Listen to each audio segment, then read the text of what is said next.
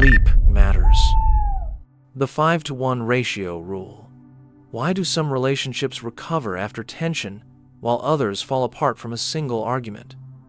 What keeps people feeling emotionally safe over time? The 5-to-1 ratio rule is a principle in psychology that says stable, healthy relationships tend to have at least 5 positive interactions for every 1 negative one. This doesn't mean avoiding conflict.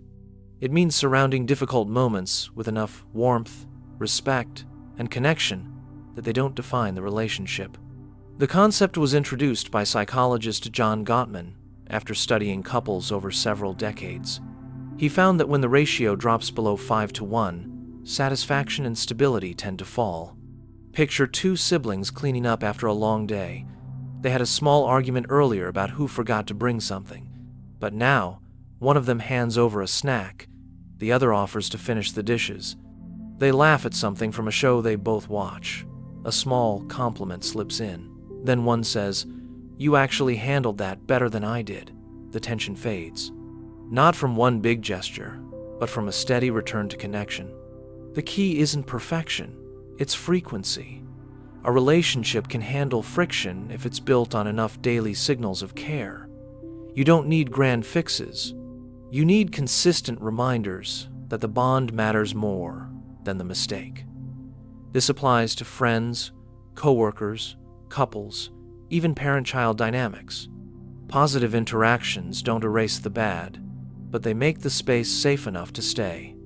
And in the long run, that safety is what we remember. The mirror technique. What builds trust faster, words or reflection? Can you feel connection just by seeing yourself in someone else? The mirror technique is a form of non-verbal communication where you subtly reflect another person's body language, gestures, or tone. This happens naturally in close relationships, but it can also be done intentionally to build rapport. Scientifically, it is linked to mirror neurons. These are brain cells that fire both when you act and when you observe someone else doing the same. These neurons support empathy, coordination, and silent connection. When used calmly, mirroring sends a signal beneath awareness. It tells the other person you are with them. Imagine you are in an intense meeting. The person across from you is guarded, arms crossed, tone flat. You do not react sharply. Instead, you match their stillness. Slowly, you shift to a more relaxed posture. You breathe evenly. They begin to uncross their arms. You nod. They nod. Their voice softens. Nothing was forced, but something opened. Most people believe influence starts with confident speech, but it often begins before language is even used. Mirroring allows a person to feel seen without being evaluated. It lowers stress, creates ease, and begins an unspoken rhythm. Therapists, negotiators, and deep listeners use it often.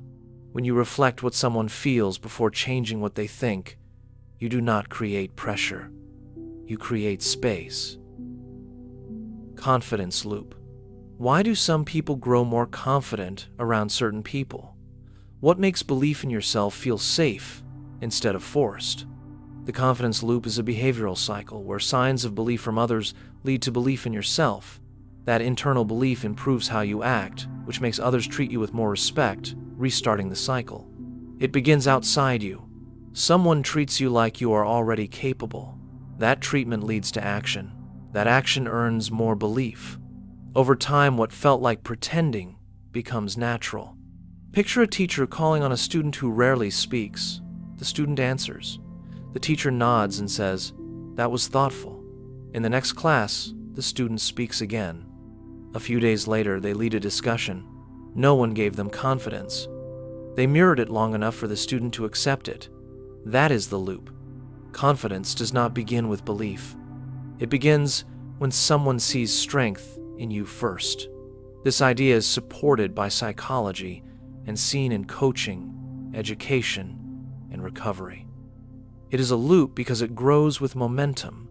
If the belief from others stops too early, the cycle ends. But if it continues just long enough, even a quiet sense of self, can turn into real presence. Not from pressure, but from possibility shown again and again until it starts to feel true.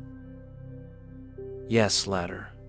You nod once, then again, and somehow the third agreement feels easier.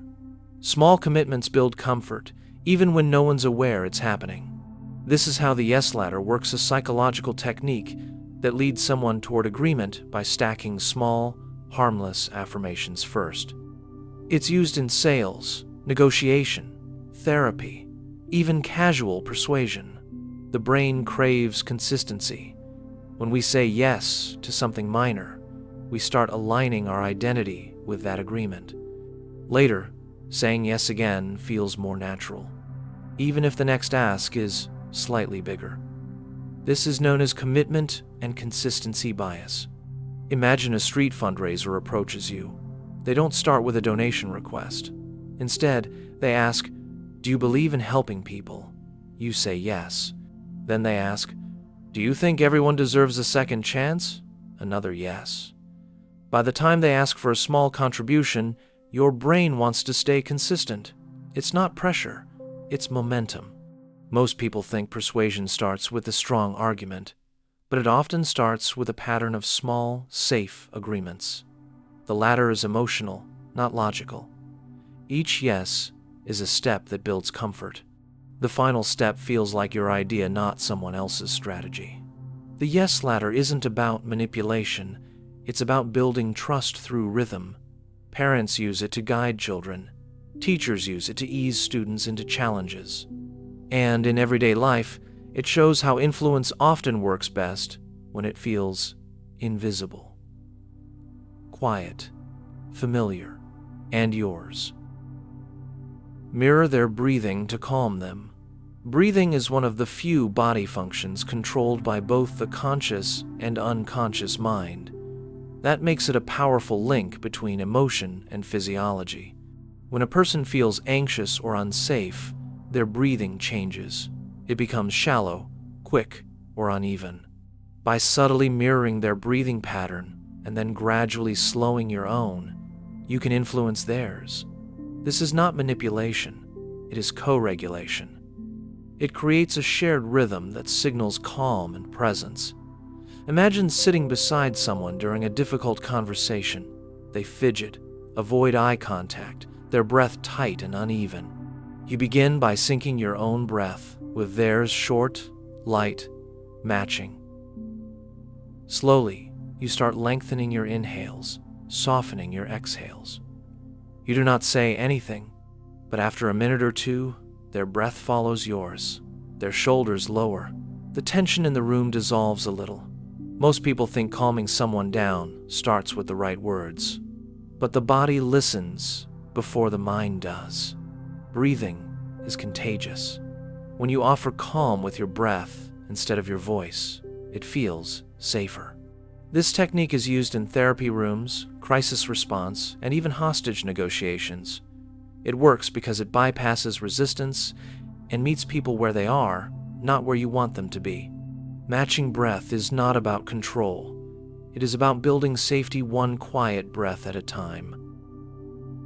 Power pose before speaking. The way you hold your body can change the way your brain responds to stress. A power pose refers to an open, expansive posture held for a short period before a high-pressure moment. This pose signals dominance and safety to the brain, reducing cortisol levels and increasing feelings of control. It is not about arrogance. It is about grounding. When your body takes up space, your nervous system interprets that as readiness. Visualize this. You are about to walk into a room to speak. Your heart is pounding. Instead of pacing or hunching over your phone, you step aside, plant your feet firmly, hands on hips or behind your head, your shoulders widen, you breathe deeply. You hold that for 2 minutes. When you step into the room, your voice is a little steadier, your mind is a little clearer. You did not become fearless, you became settled. Most people think confidence comes from preparation alone, but physiology plays a role the mind cannot override. The pose changes the chemicals. The chemicals change the response. Studies by Amy Cuddy and others have shown the shift is small but measurable. It is now used in public speaking training, sports psychology, and even executive coaching. It is not a trick, it is alignment. By choosing your posture first, you are telling your body it is safe to speak, and that message shows in every word that follows. Give the gift first, reciprocity effect. Someone hands you a cold drink before asking for your help. You were going to say no, but now it feels awkward to reject them. That moment is a glimpse into the reciprocity effect. This principle states that people feel a natural urge to return favors, even when the initial gift is small or unexpected. It is a deeply rooted social behavior that exists across cultures and histories. From ancient hospitality customs to modern sales strategies, giving something first creates a soft obligation. The brain codes it as a social contract. Visualize this. You are browsing a market, and someone offers you a free sample. You try it. Now when they ask if you would like to look at more items, you hesitate to walk away. You feel it would be rude. Even if you did not ask for the sample, your mind registers a debt. That is the reciprocity loop at work. Most people think influence comes from arguments or credentials, but it often starts with generosity. Not bribery, not manipulation, just genuine effort offered first. This effect is used in everything from peace negotiations to fundraising drives. People are wired to balance the social scale. When you give something time, attention, small help before asking, you reduce resistance. You build comfort, and that comfort becomes permission. The gift does not have to be big. It just has to go first. Use the spotlight effect to own a room. People tend to believe others are noticing their flaws more than they actually are. This is called the spotlight effect. It describes the brain's tendency to exaggerate how much attention others are paying to us. The mind puts a spotlight on our behavior, so we assume everyone else sees it too. But in reality, most people are too focused on themselves to notice. This bias can make us feel nervous in social settings or overly self-critical. Picture this. You walk into a room and your shirt has a faint stain. You think it is all anyone can see, but hours later, no one brings it up. No one probably noticed. The spotlight was only in your head. Most people think confidence is about being flawless, but it often comes from realizing how little scrutiny actually exists. When you stop assuming everyone is watching, you act more naturally. And, ironically, that calm presence makes people more drawn to you. The spotlight effect is backed by psychology research and is common in students, performers, and professionals. By understanding it, you can lower your internal pressure. You can enter a room and own your space, not because everyone is watching, but because you are not afraid if they are. The freedom comes not from hiding, but from accepting that attention is rarely as intense as it feels. That shift lets you lead without needing to perform. Fake a deadline to get faster results. Most people delay action not because the task is hard, but because there is no urgency. A fake deadline is an artificial time limit you give yourself to trigger action. The brain responds to time pressure with sharper focus and reduced hesitation. When a deadline is real, the fear of consequence drives behavior. When a deadline is fake but feels real, the mind often reacts the same way. It is a psychological trick that uses your brain's bias toward short-term urgency to override long-term procrastination. Imagine you have a report due in 2 weeks. You tell yourself it must be done by Friday. You clear your desk. You cancel that one call. You skip the scroll. By Thursday night, the report is nearly done. When the real deadline comes, there is no panic. You already delivered. You made the stress work on your timeline. The technique works because the brain is not great at measuring time without emotional weight. A distant deadline feels like no deadline. But when you bring it close, even artificially, you create internal structure. This method is used by writers, designers, and founders. It is used in therapy and even in executive coaching. People think deadlines create pressure, but when chosen intentionally, they create freedom. A fake deadline gives you control over time instead of letting time control you, and in that control, the work becomes faster, cleaner, and less exhausting. Use scarcity. Only a few people know this. Scarcity is the principle that people place higher value on things that seem rare, exclusive, or limited. Psychologically, scarcity triggers urgency and desire. When something feels like it is not available to everyone, it signals uniqueness and status. This is rooted in evolutionary behavior. In early human groups, access to limited resources often meant survival. That instinct still shapes how we respond to products, opportunities, and information. Picture this. You hear about a hidden cafe with no signs, only known by a few locals. Suddenly, you want to find it. Not because you are hungry, but because it feels secret. The same logic applies in communication. When you say, "Most people don't know this," the brain leans in. The listener assumes importance and becomes more receptive. Scarcity is used in marketing, negotiation, persuasion, and social influence. Airlines show only 2 seats left. Limited time sales appear everywhere. But it is also used in therapy and coaching to spotlight a breakthrough idea as something special. Most people think wide availability increases value. But the opposite is true. What feels scarce becomes precious, even if it is ordinary. Scarcity is not always a lie. Sometimes it is the truth about what people overlook. When used with care, it makes ideas land deeper, actions feel urgent, and attention stay longer. Because if only a few people know something, we all want to be one of them. Confess first, then ask. Disarming honesty. When someone senses a request coming, they often prepare to say no. It is a natural reflex. Disarming honesty interrupts that reflex by doing something unexpected, offering truth before persuasion. It begins with a small confession, something that shows humility or vulnerability. This lowers the guard. It signals you are not trying to win or manipulate. You are trying to connect. When people hear honesty first, they are more likely to listen to what follows.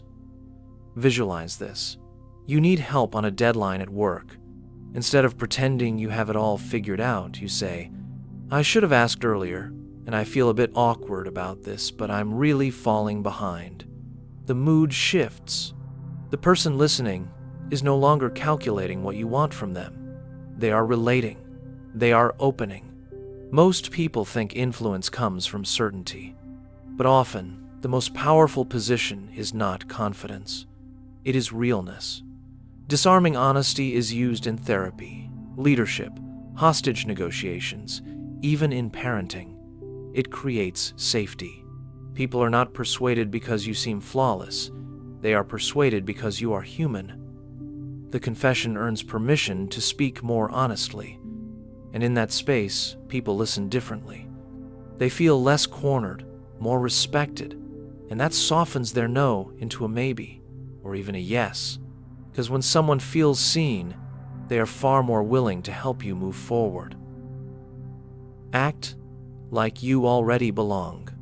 Belonging begins internally, not externally.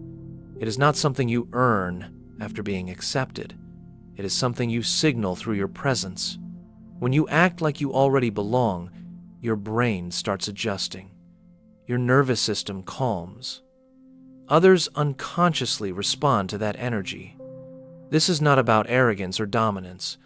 It is about quiet self-acceptance.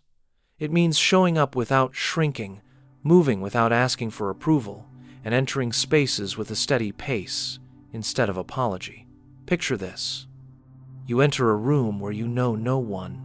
Instead of hesitating at the doorway or clinging to your phone, you breathe evenly. You walk with calm intention. You glance at people with soft awareness.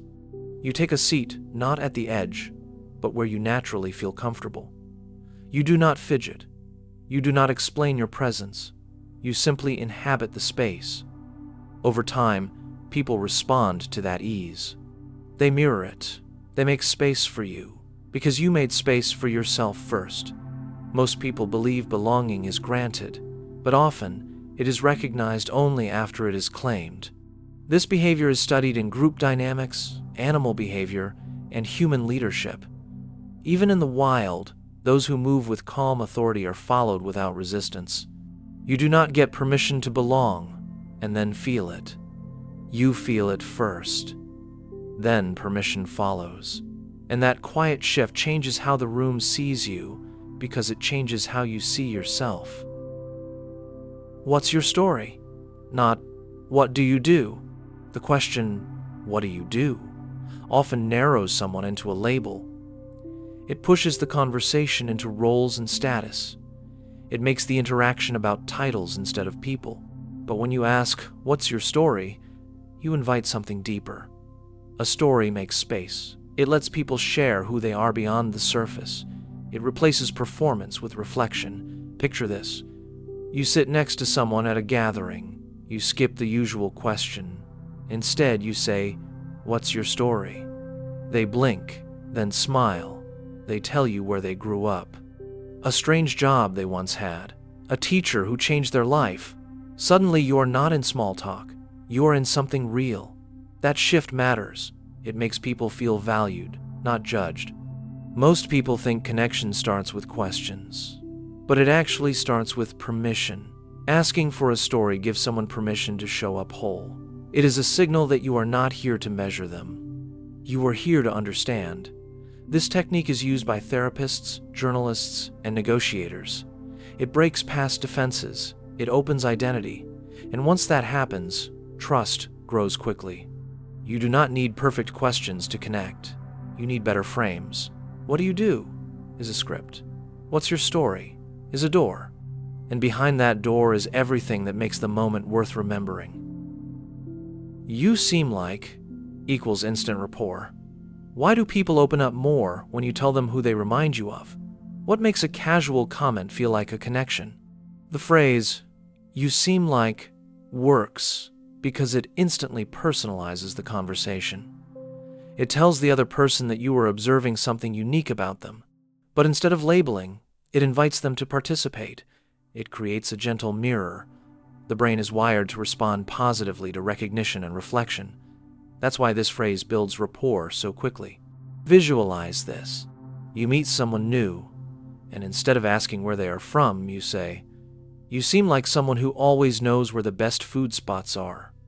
They smile, pause, and say, actually, yeah, I kind of am. Now the conversation is alive. Most people think connection starts with questions, but it often starts with a confident guess. This technique is used in counseling, sales, and improvisational theater. It works because it offers a small identity the other person can accept, reject, or reshape. Either way, they are engaged. You seem like creates an anchor, and when that anchor feels warm or flattering, trust grows fast. You do not need perfect questions to connect. You just need one soft assumption that invites someone to feel seen. That is how strangers become familiar faster than expected. Walk like everyone wants you. The way you walk changes how people respond to you, and more importantly, how you respond to yourself. When you move like everyone already wants you around, your body shifts into calm leadership. Shoulders relax, pace slows, eyes lift. This is not arrogance. It is a nervous system reset. Walking this way reduces anxiety and increases presence.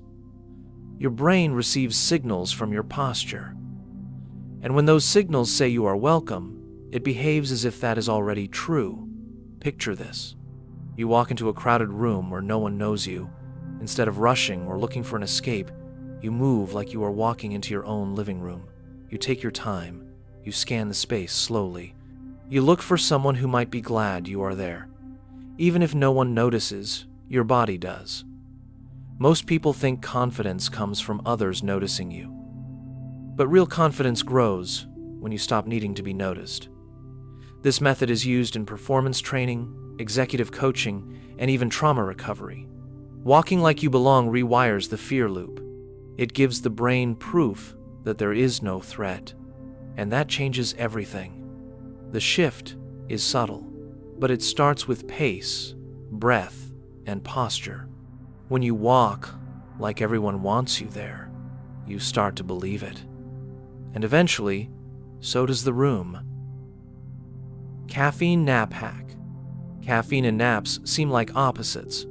One keeps you awake, the other slows your body down. But when used together, they can create a powerful energy reset. The Caffeine Nap Hack works by timing coffee intake and a short nap so that the effects of both line up perfectly. Here's how it works.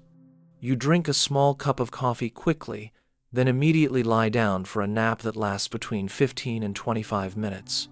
During the nap, your brain clears adenosine, the chemical that causes sleepiness. Meanwhile, the caffeine travels through your digestive system. When you wake up, the adenosine has dropped, and the caffeine starts working, giving you a double energy boost. Picture this. You have a long afternoon ahead. You drink your coffee, close your eyes in a quiet space, and doze off for 20 minutes. When you wake up, your mind is sharper, and your body feels fresher. It feels like a reset, not a crash.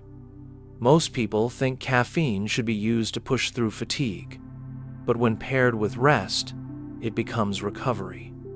This hack is backed by sleep science and used by athletes, doctors, and shift workers. It is not about doing more. It is about restoring your edge. The trick is timing. Sleep too long, and you feel groggy. Skip the nap, and caffeine does less. But get both right, and you unlock energy that feels earned, not forced. Guess the restaurant. Trick. A subtle way to make someone feel included is by creating a moment where they solve a puzzle that is rigged in their favor. The guess the restaurant trick is a simple conversational strategy, where instead of asking someone directly what they want to eat, you give them options they will likely choose from and ask them to guess where you plan to go. This shifts the tone from negotiation to curiosity and puts them in a position of low-stakes control. It works because people enjoy the illusion of choice when the choices are aligned with their preferences. Visualize this. You are planning dinner with a friend who tends to be indecisive. Instead of asking, "Where do you want to eat?" you say, "I have a place in mind. Want to guess?" They say, "That Thai place with the noodles?" You smile. That's exactly it. Now they feel like they chose, even though you guided it. Most people believe control only happens through direct decisions, but influence often happens through suggestion that feels like discovery. The brain enjoys being right. It rewards those moments with a small burst of satisfaction and ownership. This trick is used in psychology, sales, and even interrogation rooms. It gives the other person a voice without giving up direction. It keeps things light while building collaboration. And it proves that letting someone feel like they led the way can often get you both where you wanted to go all along. Alarm song you hate. Using your favorite song as an alarm may seem like a fun way to wake up, but it can quietly ruin the emotional connection you have with that music. Over time, your brain begins to associate the melody not with joy or calm, but with interruption and stress. This is because sound and emotion are tightly linked in memory. When a song becomes linked to a repetitive, unpleasant task like waking up early or leaving dreams behind, it no longer feels like art. It feels like a warning. Visualize this. You used to love a certain song. It made you feel strong or relaxed or nostalgic. But after weeks of hearing it jolt you out of sleep at 6 a.m., you now flinch at the first few notes. It lost its meaning. It gained a new one urgency. Most people think using a song you love as an alarm will give you a nice start to your day. But psychologically, it reverses the reward. The brain starts preparing for discomfort when that sound plays, even outside of the morning. Instead, experts recommend using neutral or unfamiliar tones. These reduce emotional damage to your personal music library and still achieve the goal of waking you. Some sleep scientists suggest alternating sounds or using natural audio cues. If something brings you joy, do not tie it to obligation. Protect it. That way, it stays yours untouched by stress, free from the feeling of being dragged into your day. Use the Ben Franklin effect. Ask for a favor. Why would someone like you more after doing you a favor? What makes helping someone increase our affection for them? The Ben Franklin effect is a psychological phenomenon where asking someone for a small favor makes them more likely to like you. It works because the brain looks for internal consistency. If I help you, I must like you. Otherwise, why would I help? This mental rewiring leads to warmer feelings and stronger bonds, even if there was no closeness to begin with. Visualize this. You are new at a workplace, and a colleague seems distant. Instead of trying to impress them, you ask for something small. Could you lend me that book you mentioned yesterday? They pause, hand it over. A few days later, they ask how you liked it. The conversation begins. Now they are treating you with familiarity. You did not earn trust with praise or effort. You unlocked it by letting them give. Most people think that to gain someone's favor, you need to offer something first. But the Ben Franklin effect flips that. People bond more when they invest in you. The name comes from Franklin's own experience, where asking a rival legislator to lend him a rare book turned hostility into friendship. This effect has been studied in cognitive dissonance research. It is used in negotiation, community building, and leadership. Asking for help signals respect and vulnerability. And the response rewires both people, not because help was given, but because connection was made. When someone gives to you, they begin to see you as worth giving to. And that is how simple trust often begins. Use even if to overcome doubt. What makes hesitation shrink? Why do certain words help people act, even when they are still unsure? The phrase, even if, is a small but powerful language tool that helps reduce internal resistance. It works by allowing the doubt to exist, while making it feel smaller than the action ahead. When you say, even if, you acknowledge the fear without making it the center. You reframe uncertainty as a manageable risk. The brain responds well to this because it does not feel forced to erase worry before making progress. Visualize this. A student is unsure about raising their hand. Instead of thinking, what if I'm wrong? They say, even if I'm wrong, at least I'll understand better. The second thought creates momentum. The risk is not gone, it just feels lighter. Most people think action requires full confidence, but many actions begin with partial belief and a quiet push. Even if provides that push.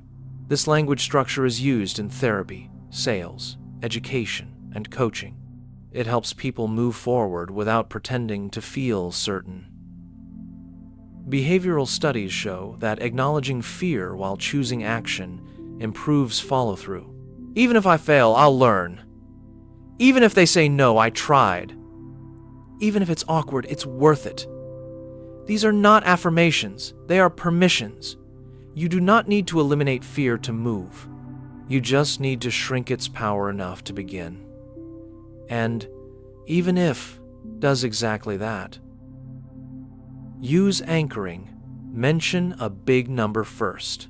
The first number people hear in a conversation can quietly shape their expectations, even if that number has nothing to do with the actual outcome. This psychological effect is called anchoring. It is used to influence decisions without pressure. When you mention a high number first, it sets a mental benchmark.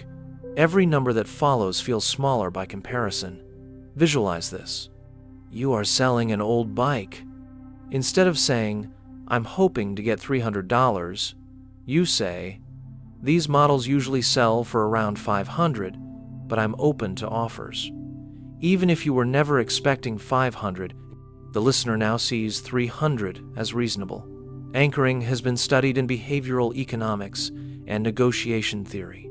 It shows up in pricing, salary talks, and everyday decisions. When a number enters the brain first, it lingers. It becomes the frame through which all other numbers are judged. Most people think fairness in numbers comes from logic, but it often comes from sequence. Whoever speaks the number first sets the field.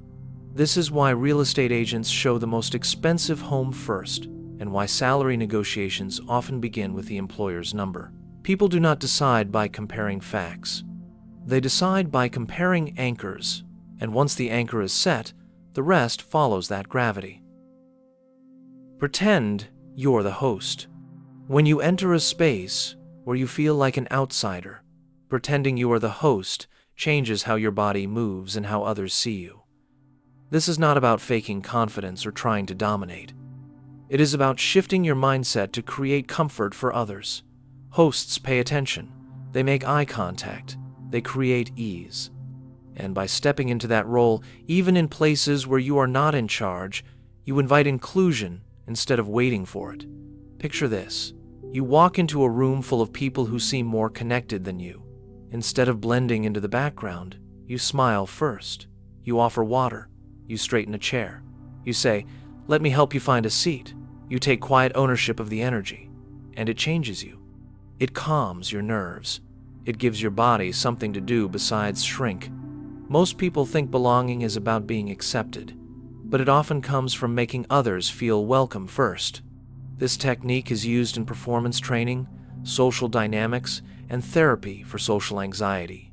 Pretending you are the host creates an outward focus. It softens self-consciousness and projects ease. You do not need to wait for permission to belong. You can create it by offering it. And when you make others feel like they fit, the room often responds by making space for you too. Confess first, then ask. Disarming honesty. Disarming honesty works by lowering defenses before they rise. It uses vulnerability to build trust before making a request. When someone senses a demand coming, they brace themselves. But when they hear a soft confession first, the tension breaks. It tells them you are not hiding a motive. You are offering openness instead of pressure. This approach is effective because it meets the other person where they are, not where you want them to be. Imagine this. You are late returning a borrowed item. Instead of pretending it's no big deal, you say, "I'm embarrassed it took me this long to bring this back. I should have done it sooner." Then you ask for another favor. Because the confession came first, the ask lands differently. Most people assume influence comes from confidence, but trust often starts with honesty. This method is used in conflict mediation, leadership, counseling, and even negotiation. A small confession signals self-awareness. It lowers resistance and invites empathy. People do not respond well to pressure. They respond to permission. And honesty gives them that space. It is not about being strategic with your flaws. It is about leading with the truth to make room for connection. In that softened space, your request no longer feels like a burden. It feels like a conversation. And sometimes, that shift is all it takes for someone to say yes. Say because. What makes people more likely to say yes? Why does one small word create such a big shift in how requests are received? The word because triggers a psychological response that helps people justify their agreement. It works because the brain is wired to seek reasons, even if those reasons are simple. When we hear the word because, our brain assumes the following explanation will be valid, even if it is not particularly strong. This was proven in a well-known Harvard study where people cut in line for a copy machine. Those who gave a reason, even a vague one, were much more likely to be allowed through. Picture this. You ask someone, "Can I borrow your charger?" And they pause. But when you say, "Can I borrow your charger because my battery is dead?" they hand it over without thinking. The reason is obvious, but the word because still softens their resistance. It creates permission. Most people think persuasion relies on logic or charisma, but sometimes it is about structure. Because is a bridge. It links action with meaning. This technique is used in marketing, education, and even negotiation. It helps people feel their compliance makes sense. The key is not manipulation. It is clarity. When you provide a reason, you reduce friction. People do not agree more because the reason is powerful. They agree more because a reason was given. The brain wants closure. And because gives it something to hold. The power of pause. Why do some people command attention without raising their voice? How can a pause say more than a sentence? The power of pause lies in its ability to control rhythm, reset emotion, and signal presence. Pausing before or after a key word or thought gives the listener a moment to process. It also shows confidence. People who are comfortable with silence appear more grounded and in control. This is because silence draws attention. In a world full of noise, stopping becomes noticeable. Visualize this. A leader stands in front of a crowd. Before speaking, they pause. The room stills. Then they say, "This will change everything." Another pause. The weight of their words lands heavier than if they rushed through. That silence was not empty. It was structure. Most people think being heard means talking more. But often, the most powerful moment is the one between words. This technique is used by speakers, therapists, and negotiators.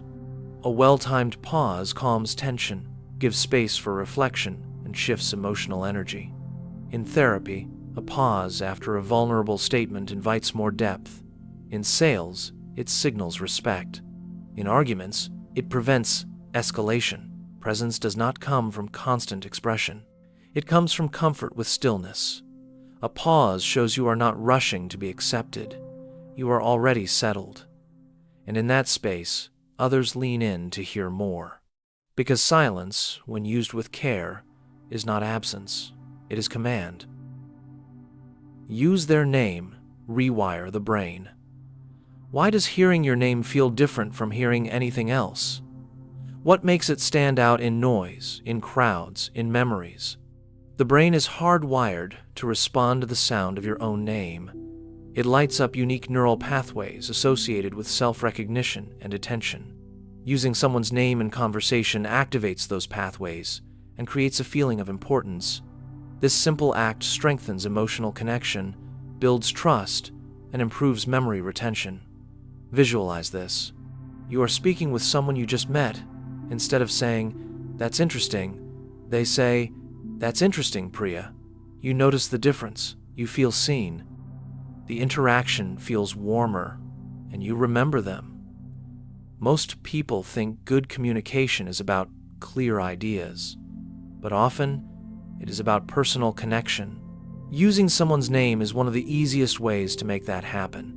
It is used in therapy to create safety, in sales to build rapport, in public speaking to hold attention. It works across cultures and contexts. People feel more emotionally engaged when their name is spoken with care. There is a neurological reward tied to hearing it. We do not feel closer to someone because they speak well. We feel closer because they make us feel real. And nothing does that faster than your name. When you use it genuinely, you turn a sentence into recognition. That small shift rewires how the brain receives the message not just as data, but as something meant for you. Dress one level higher. What you wear changes how others see you, but more importantly, it changes how you see yourself. Dressing one level higher is a strategy where you intentionally elevate your clothing just slightly above the setting. It signals intention without arrogance. It creates a subtle psychological edge. When you dress with care, your brain shifts into a more alert and composed state.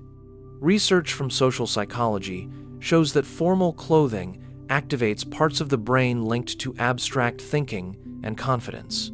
It is not about brand names or trends. It is about fit, cleanliness, posture, and clarity. Visualize this. You are going into a job interview where most people wear polos and jeans. You wear a crisp button-down and clean shoes. You do not look overdressed. You look like you came prepared. The interviewer subconsciously adjusts their posture. The conversation feels just a bit more serious. Most people think clothing is about self-expression, but it is often about self-regulation. When you dress one level higher, you behave one level higher. Teachers, leaders, even courtroom defendants have experienced this effect. In subtle ways, clothes anchor behavior. You do not dress up because you already feel confident. You dress up to give confidence a place to land, and in doing so, you lead your brain toward the version of yourself you are trying to become. 90-minute sleep cycle unlock. The human sleep cycle is made up of patterns that repeat roughly every 90 minutes. Within each cycle, the brain moves through different stages, including light sleep, deep sleep, and REM. Waking up during a cycle disrupts these stages and can leave you feeling groggy, even after a full night of rest. But if you wake up at the end of a cycle, your body feels more alert. The trick is not just how long you sleep, but when you interrupt that rhythm. Visualize this. You go to sleep at 11 p.m. If you set your alarm for exactly 6 hours later, you wake up in the middle of deep sleep. You feel heavy and disoriented. But if you set it for 6 hours, plus 30 minutes of full 4 cycles, you wake up lighter, clearer. The reason is that your brain completed a natural rhythm. Apps and trackers now use this rule to estimate optimal wake times. Studies from sleep science show that aligning your alarm with the end of a 90-minute cycle improves mood, memory, and productivity. Most people believe more sleep always means better rest, but better rest comes from waking at the right moment. You do not need more hours. You need smarter timing. A few well-planned sleep cycles can restore more energy than an entire night broken in the wrong places. The first word wins. Primacy effect. First impressions do not just happen in person, they happen in language too. The primacy effect is a cognitive bias where people remember the first information they hear more strongly than what comes later. This is not just about memory, it is about influence. The first word or idea sets the tone. It becomes the reference point. Everything after is judged in comparison to that anchor. Visualize this. 2 people pitch the same product. One opens with, "This is the most effective tool in the industry." The other opens with, "This may not be the best, but..." Even if they say the same facts, the listener holds on to the first framing. The stronger opener guides the perception of everything that follows. Research in psychology confirms this. In both courtroom decisions and classroom evaluations, the first description often shapes the final judgment. Most people think clarity matters most at the end, but the brain gives extra weight to what comes first. That is where attention is sharpest. That is where impressions are formed. You do not win people over by saving your best line for last. You win by starting with what matters most. The first sentence is not a warm-up. It is the foundation. And once it lands, everything else either confirms it or tries to recover from it. That is the quiet power of the first word. Use it like it decides everything, because often it does. The last word lingers. Recency bias. Why do we often remember the last thing someone said, even more than the rest of the conversation? What makes endings stick to memory more than beginnings? The recency bias is a cognitive tendency where people recall the most recent information more vividly and more confidently. It happens because short-term memory holds on to the last pieces of input longer before either transferring them to long-term memory or letting them fade. This is why what we say last often defines how we are remembered. In psychology, it is known as the recency effect and is part of the broader serial position effect. It has been studied since the early 20th century, especially in memory and communication research. Picture this. You leave a meeting, and someone stops you at the door. Just before you walk away, they say, "Hey, I appreciate the way you handled that today." You had already forgotten most of the details of the meeting, but that sentence stays with you all evening. That final impression lingers because the brain treats endings as emotionally weighted. Most people think what matters most is what you say first, but in many moments, it is what you say last that gets carried forward. This is why great speakers end with a clear point, why therapists end sessions with a grounding word, and why parents often say something soft before bedtime. Endings are sticky. They shape memory, tone, and emotion. Influence is not only about how you begin, it is about what you leave behind. When you control the final moment, you often control the entire memory. It does not need to be long or dramatic. It just needs to be intentional. Because the last word is not just heard, it is remembered. Smile first, feel later. Can changing your face change your mind? Can your body create the emotion it pretends to show?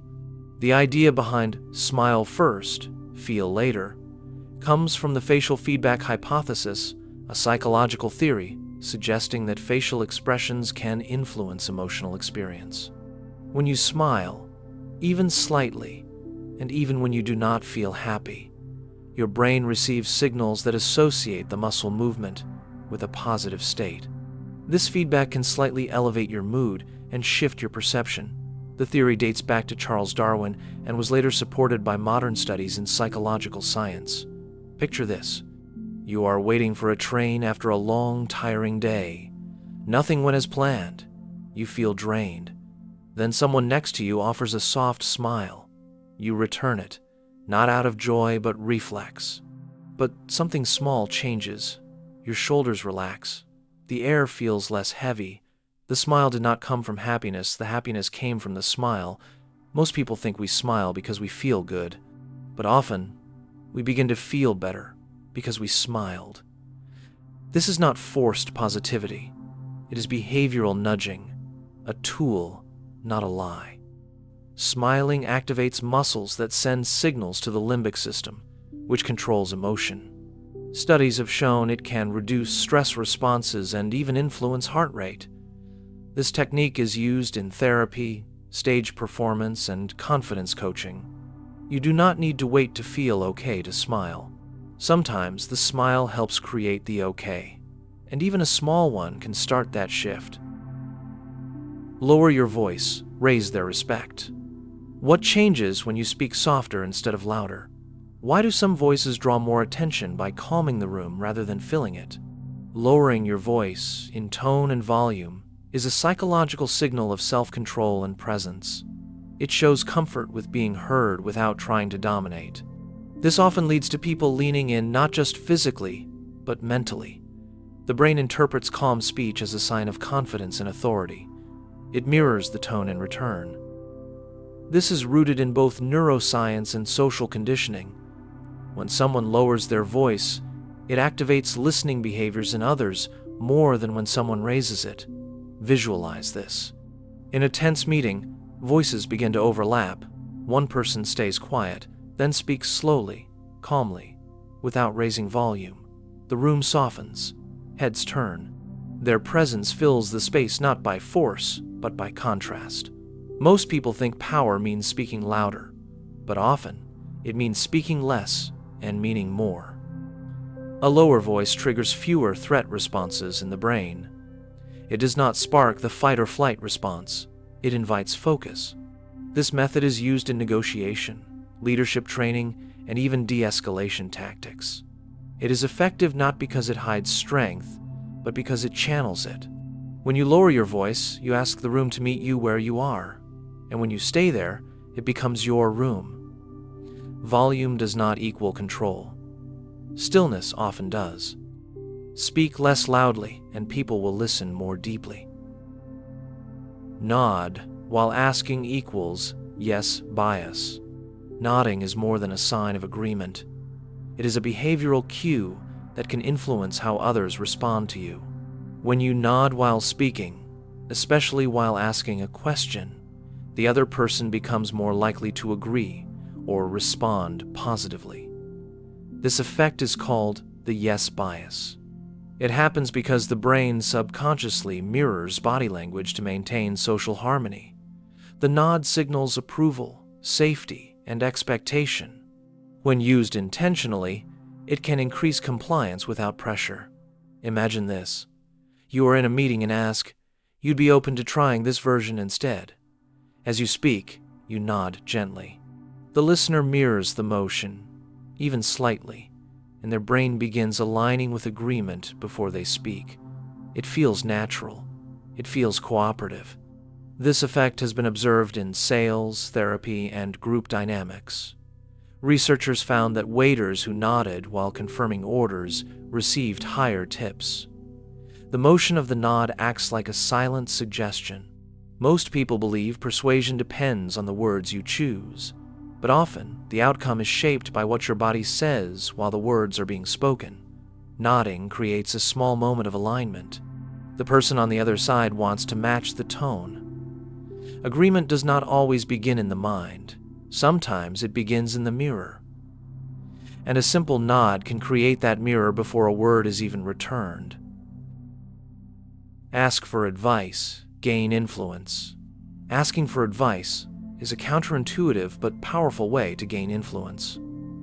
While many assume that asking for help shows weakness, studies show it often creates the opposite effect. When you ask someone for advice, you signal trust in their judgment. That trust flatters the other person and strengthens the social bond.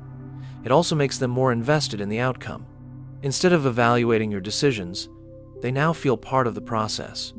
Their brain switches from critique to collaboration. Visualize this. You present a draft of a plan to a senior colleague. Instead of asking if it looks good, you say, "I'd really value your advice on how to improve this." They lean in. They suggest a few edits. They now feel connected to the result. When it succeeds, it feels like their success too. Most people think influence is earned by showing authority and independence. But sometimes, it grows faster when you allow someone to contribute. This principle is backed by research from Harvard. People rated those who asked for advice as more competent, not less. You do not lose credibility by seeking input. You build it. Because people trust those who trust them first. Advice seeking builds influence not through power, but through partnership. And that kind of influence lasts longer because it includes the other person in the story, not just in the result. Echo their words. Earn their trust. When someone feels misunderstood, their guard stays up. But when they hear their own words repeated back not exactly, but sincerely reflected, something shifts. The brain takes it as a sign of understanding. It lowers its defenses. Echoing is a communication technique where you repeat key words or phrases a person just used to signal that you are listening closely. This isn't about mimicking. It's about showing that their words matter. And when people feel heard, they are more likely to open up and trust. This works because the brain is constantly scanning for cues of safety and familiarity. When someone echoes your language, it tells your mind, "This person gets me." That micromirror builds fast rapport. Visualize this.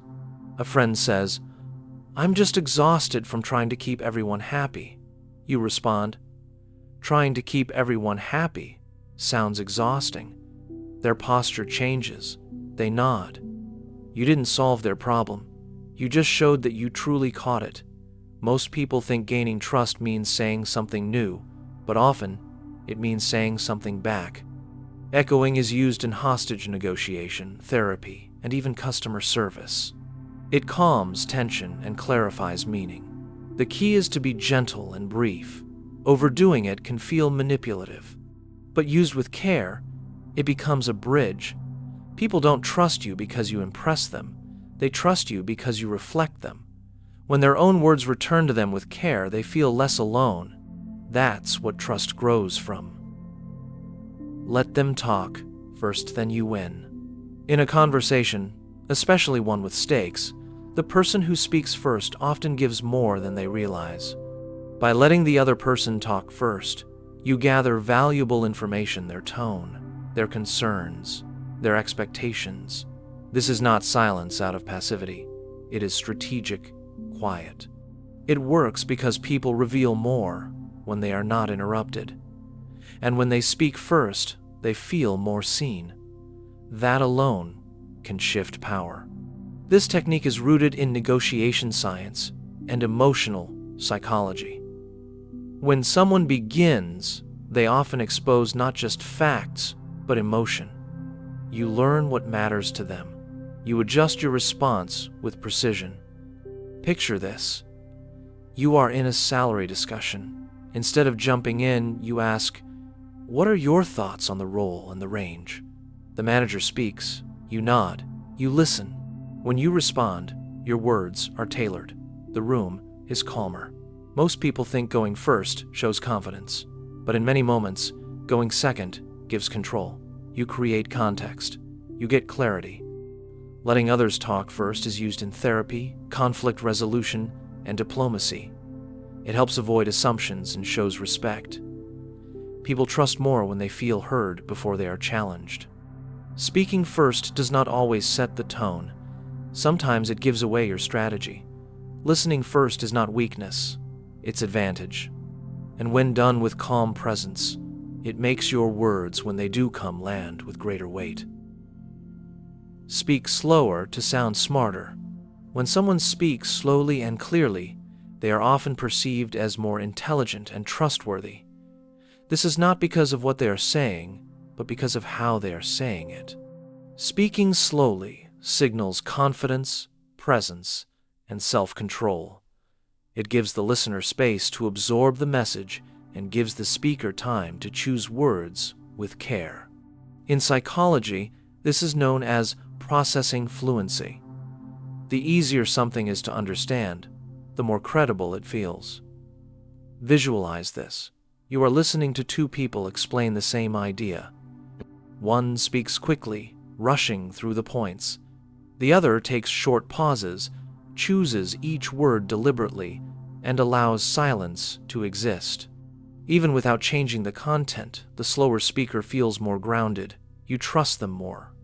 You follow their ideas more easily.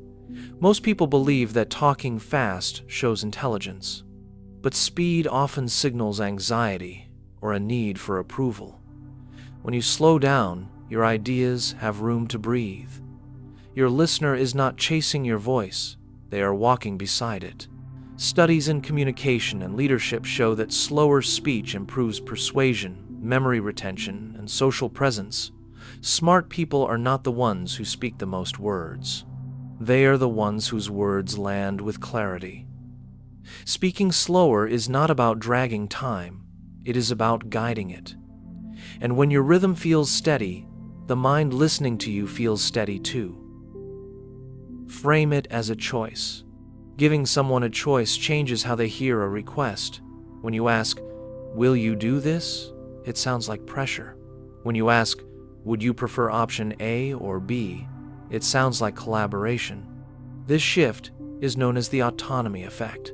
It plays on the human need for control. People are more likely to say yes when they feel they had a say in how that yes happens. Visualize this. A manager needs a report by Friday. Instead of saying, "I need this done by Friday," she says, "Would you prefer to finish this by Thursday and have Friday free, or use Friday morning to polish it?" The employee feels involved. They are more motivated. The task has not changed, just the way it was presented. Studies in behavioral science show that offering a choice improves compliance, engagement, and emotional satisfaction. It reduces resistance and increases perceived fairness. Most people believe authority is about giving orders, but influence often comes from how those orders are shaped. You do not lose power by giving options. You gain it because people trust you more when they feel seen and respected. And choice is one of the fastest ways to show that. Point your feet, reveal intent. Body language gives away truth that words may hide. While people can control their face, tone, and even posture, the position of their feet is often unconscious. Where someone's feet point can reveal what they are really paying attention to or where they want to go. This behavior is called orientation bias. It reflects a primal instinct from the brain's attention systems. Imagine this. You are in a conversation with someone at a party. Their face is turned to you, but their feet are angled toward the exit.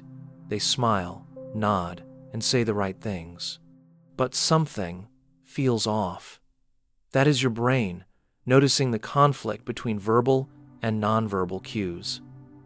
Professionals in negotiation, security, and behavioral analysis often observe foot positioning for this reason. It reveals true focus, comfort, or intent. When someone's feet point towards you, it suggests they are engaged. When they point away, it may mean they are ready to disengage. Most people believe attention shows up in the eyes, but intention often shows up in the feet. If you want to understand someone's real interest, look down. The feet go where the mind is already headed. And in that subtle signal, you can often see the truth before it is spoken. Look at their shoes. Read their personality. Shoes carry more information than we realize. In psychology, they are considered nonverbal cues that reflect a person's personality, lifestyle, and emotional state. A study from the University of Kansas found that observers could accurately judge 90% of a person's traits just by looking at their shoes. This includes qualities like emotional stability, openness to experience, and even how extroverted someone is. Shoes are not just fashion choices, they are behavioral indicators. They show how someone balances practicality with identity. Imagine this. You sit across from someone wearing worn-out sneakers that are still clean and neatly tied. This may suggest they are practical, detail-oriented, and value function over appearance. Another person wears flashy but uncomfortable shoes. That could signal a desire for attention or status, even at the cost of comfort. These small choices reflect internal values. The logic behind this is impression formation. People unconsciously communicate who they are through things they use daily. Most people believe personality reveals itself only through deep conversation, but in reality, it often leaks out in patterns, accessories, and habits. You do not always need words to understand people. You need attention, and the floor beneath them might be the first place to start looking. Ask for a small favor to build bond. One of the easiest ways to build trust is to ask for a small favor. This idea may seem backward, but it is grounded in a well-documented psychological effect known as the Ben Franklin effect. The concept is simple. When someone does something kind for you, their brain starts to rationalize it. Instead of thinking, "I helped them because they asked," their mind shifts toward, "I helped them because I like them." This creates emotional alignment. It turns a task into a bond. Picture this. You are new at work. Instead of trying to impress your colleague with kindness, you ask, "Could you show me how the printer system works?" They help. A few days later, they greet you more warmly. They start treating you as part of their circle. Their action made room for connection. Most people think that we earn trust by doing things for others, but sometimes we gain it by letting others do something for us. Allowing someone to help you signals that you see value in them. It creates a sense of inclusion and mutual respect. Studies in social psychology show that this effect works even with people who initially hold negative feelings. Asking for a small favor is not a sign of neediness. It is a quiet invitation for belonging. And those small moments of being helped often turn strangers into allies faster than any compliment ever could. Use silence to own space. What happens when you speak less but still hold everyone's attention? Can silence create more presence than words ever could? Silence, when used with intention, is not a lack of communication. It is a signal. It tells others you are composed, confident, and unafraid to let a moment breathe. In psychology, this is often linked to power dynamics. People who feel secure do not rush to fill the air. They allow space to exist between thoughts, and that space becomes part of their message. Silence slows everything down. It makes others lean in. Visualize this. You are in a meeting where everyone is rushing to share ideas. When it is your turn, you pause. You take a breath. You speak slowly. Then you stop talking and look around. For a moment, no one speaks. That silence becomes yours. It feels heavy, intentional. It gives your words more weight. Studies show that people who use pauses strategically are seen as more competent and persuasive. Silence also reduces filler words, which boosts clarity. Most people think confidence is about how much you say, but confidence often shows in how comfortable you are with not saying anything at all. You do not take up space by speaking louder. You take up space by allowing silence to stretch around your presence. It is not emptiness, it is structure. And in the right hands, silence can be louder than speech. Show palm equals gain trust instantly. Why do open hands feel safe and hidden hands feel suspicious? The reason lies in human evolution and social psychology. Showing your palms signals honesty, openness, and lack of threat. It dates back to when showing empty hands meant you were not holding a weapon. Today, it still communicates safety at a subconscious level. Body language experts often point out that gestures involving exposed palms are linked to perceived trustworthiness. Visualize this. You are listening to a speaker who never shows their hands. Their arms are crossed or tucked in pockets. The room feels tense. Now imagine another speaker, same message, but they gesture with open palms. The room relaxes. Listeners mirror their posture. Eye contact increases. This shift happens without anyone noticing. Palms facing up or outward activate social bonding cues in the brain. In interviews, negotiations, and leadership settings, palm exposure increases engagement and likability. Most people think trust is built through credentials or persuasion, but the body often decides before the mind does. You do not need to say you are honest. Let your hands speak first, because the brain believes what the body shows before it listens to what the mouth says. Showing your palms is one of the oldest, simplest ways to say, "You can trust me," and often that message is all it takes to begin connection. Compliment behind their back. Few things strengthen trust like praise that was never meant to be heard directly. When you say something kind about someone while they are not in the room and they later find out, the effect is deeper than a direct compliment. This happens because it feels more honest. It was not said to earn favor or impress. It was said because you meant it. Psychologists call this indirect validation. It creates a sense of consistency and integrity in how you speak about others, and that builds long-term credibility. Picture this. You are at lunch with coworkers and casually mention how much effort someone from another department has been putting into a shared project. A few days later, that person hears about your words. They were not there. You did not know it would get back to them, but it does. And now they feel seen in a way that feels authentic. They trust you more. You become someone who uplifts others even when there is no reward for it. Research in social dynamics shows that third-party praise carries more weight than direct praise. It confirms that your character is not situational. Most people think strong relationships are built by saying the right things to someone's face. But real trust often begins with what you say when they are not around. Kindness spoken publicly is appreciated. Kindness spoken privately and discovered later is remembered. That is where true reputation begins to grow. Use we instead of you. The word we is one of the smallest ways to completely change the tone of a conversation. It shifts the listener from feeling targeted to feeling included. When you say you, it can feel like blame or separation. But we signals shared responsibility, partnership, and mutual understanding. This shift in language creates psychological safety, especially in moments of tension or correction. Picture this. A colleague misses an important detail in a group project. Instead of saying, "You missed that step," you say, "We need to make sure we cover that next time." It softens the message without diluting it. The issue is still addressed, but without triggering defensiveness.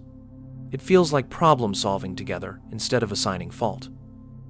In team dynamics, counseling, and even parenting, This word shift helps keep communication open and cooperative. Research in communication psychology shows that inclusive language improves group performance and individual motivation. The reason is simple. It taps into the human desire to belong. Most people think leadership is about giving direction, but long-term influence comes from creating connection. You do not create accountability by pointing at someone. You create it by standing beside them. We does not remove responsibility. It frames it as shared. And when people feel like they're not facing problems alone, they show up with more openness, effort, and respect. Break the script. Control the moment. Most conversations follow a predictable rhythm. These scripts make social interactions smoother, but they also make them forgettable. When someone breaks that rhythm in a subtle and human way, it snaps the brain out of autopilot. The result is attention, connection, and often laughter. This is called pattern interruption, a concept used in marketing, therapy, and interpersonal communication. When a pattern is broken, the mind becomes alert. Picture this. You are at a checkout counter. The clerk says, "How's your day?" Instead of saying, "Good, you reply, "Honestly, I'm just here to emotionally recover with this chocolate bar." They laugh. The conversation shifts. A real moment happens. You did not break the rules. You broke the routine, and it made you stand out in a good way. This works in job interviews, conflict resolution, even negotiations. People pay more attention to what feels real. They connect with what is slightly off script because it signals that you are actually present, not performing. Most people believe composure comes from staying on track, but presence often comes from gently stepping off it. You do not lose control when you break the pattern, you gain it, because now the other person is really there with you. And in that space, you can guide the energy anywhere it needs to go. Let them finish the sentence. Completion bias. There is a strange satisfaction in finishing something you started. That satisfaction also applies when someone else begins a sentence but does not complete it. Psychologists call this the completion bias.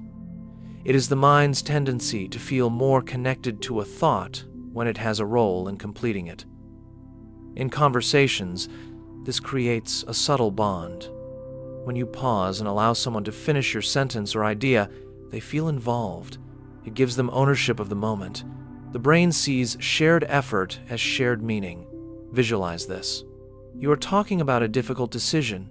You say, "I kept thinking if I just," and then stop. The other person quietly adds, "Tried a little harder?" You nod. They lean in. Now the emotion belongs to both of you. They helped build the sentence, and by doing that, they stepped into your perspective. This technique is used in therapy, storytelling, and even negotiation. Pausing before the end invites the other person's brain to participate. It keeps them mentally engaged. Most people think clarity means completing your thoughts with precision, but sometimes, allowing a moment of silence invites connection. You do not lose credibility by leaving room. You build it. Because when someone finishes your sentence, they are not just guessing your words, they are echoing your thoughts. And in that shared echo, trust grows. Ask about childhood equals instant connection. When people talk about their childhood, they lower their guard. The topic brings out stories tied to emotion, identity, and memory. Asking about childhood is one of the fastest ways to create real connection. It bypasses surface-level conversation and shifts the brain into a reflective state. This works because childhood holds the rawest versions of who we are. Before roles, labels, and careers, there were just early experiences. Visualize this. You are in a casual conversation and ask, "What kind of kid were you in school?" The person smiles and looks away for a moment. Then they begin.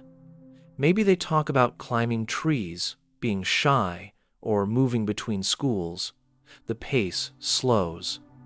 The tone softens. Now, you are not just hearing facts, you are hearing formation. Research shows that emotionally charged memories activate deeper brain processing and increase trust between people. Most people think deep conversations require time, but sometimes they just need a better question. Childhood memories reveal fears, joys, and beliefs without sounding like an interrogation. You do not connect deeply by getting personal. You connect by getting early. And when someone shares how they became who they are not just answering you, they are trusting you. That trust is the real connection, not because you asked for it, but because you earned it by asking what truly mattered first. Ask questions that make them reflect. Why do some conversations stay in our memory while others vanish the moment they end? What makes someone pause, think, and remember what you said even days later? The answer often lies in the questions we ask. Reflective questions do not seek quick facts or surface answers. They nudge someone inward. They ask a person to step into their own mind. These questions bypass routine replies and create space for pause. They are powerful because the human brain naturally seeks to complete incomplete thoughts. When you ask something meaningful, the mind holds on to it. It wants to answer even after the conversation ends. Visualize this. You are sitting with a friend. Instead of asking, "How's work?" you ask, "What part of your week made you feel most alive?" They stop. They smile. Their eyes shift upward as they reach for something honest. That question just rewired the entire interaction. Reflective questions are used in therapy, coaching, and diplomacy. They help open the mind without forcing vulnerability. They allow the speaker to set the depth. Most people think influence comes from what you say. But deep influence comes from what you allow others to think about themselves. You do not connect by giving perfect answers. You connect by asking better questions.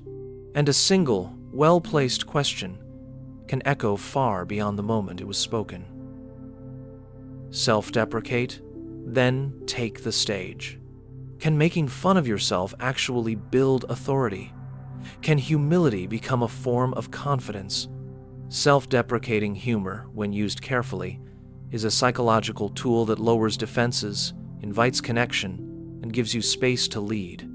It works because it signals security. When you can laugh at your own mistakes or quirks, people assume you have nothing to hide. You feel real. You feel safe. But this only works when it is followed by competence. The structure is simple. You undercut the ego, then you rise with clarity. Picture this.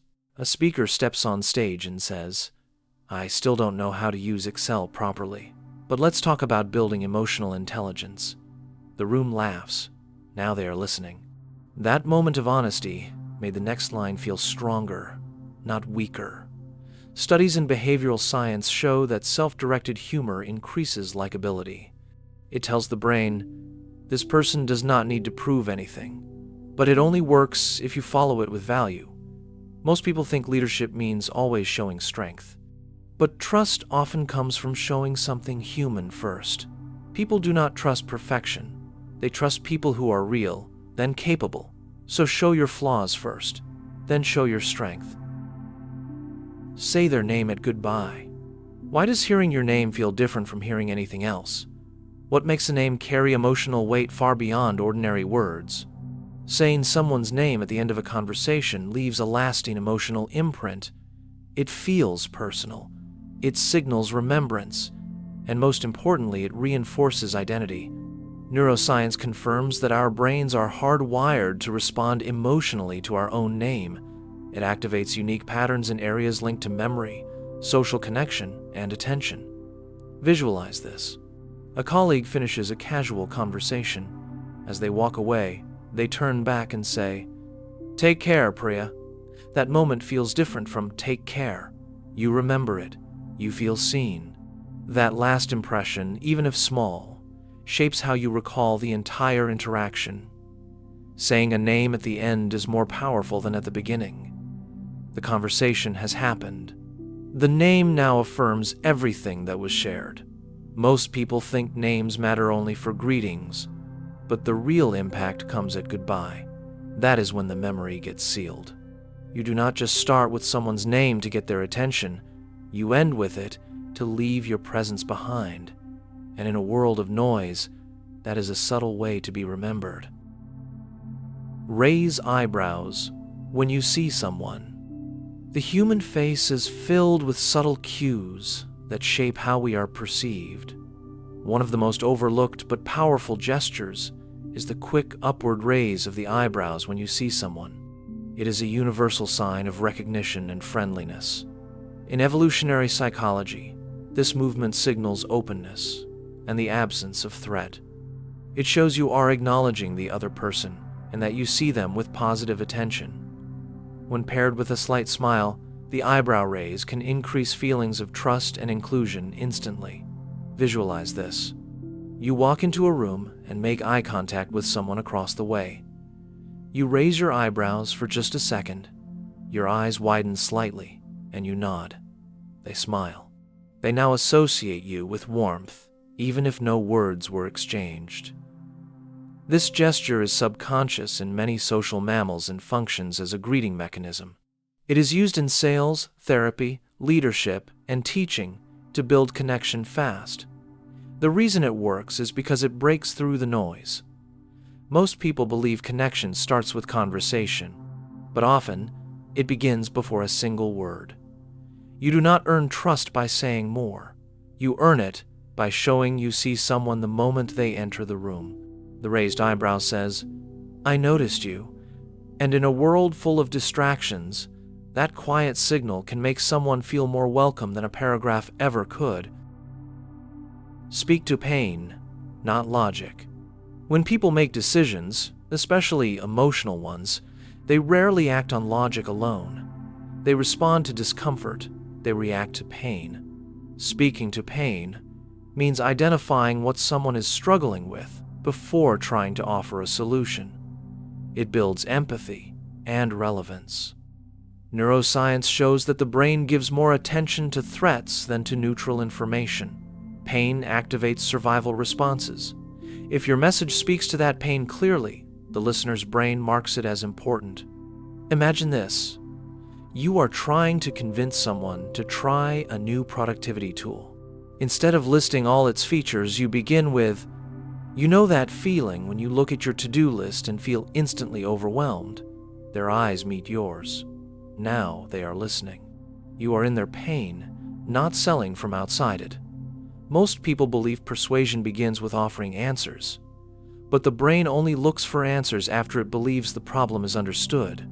This method is used in therapy, marketing, public speaking, and even activism. It shifts the focus from what you want to say to what they need to hear. Logic may explain, but pain decides. When you speak directly to what hurts or frustrates someone, you earn their attention, and only then do you earn their change. Let them correct you, then they trust you.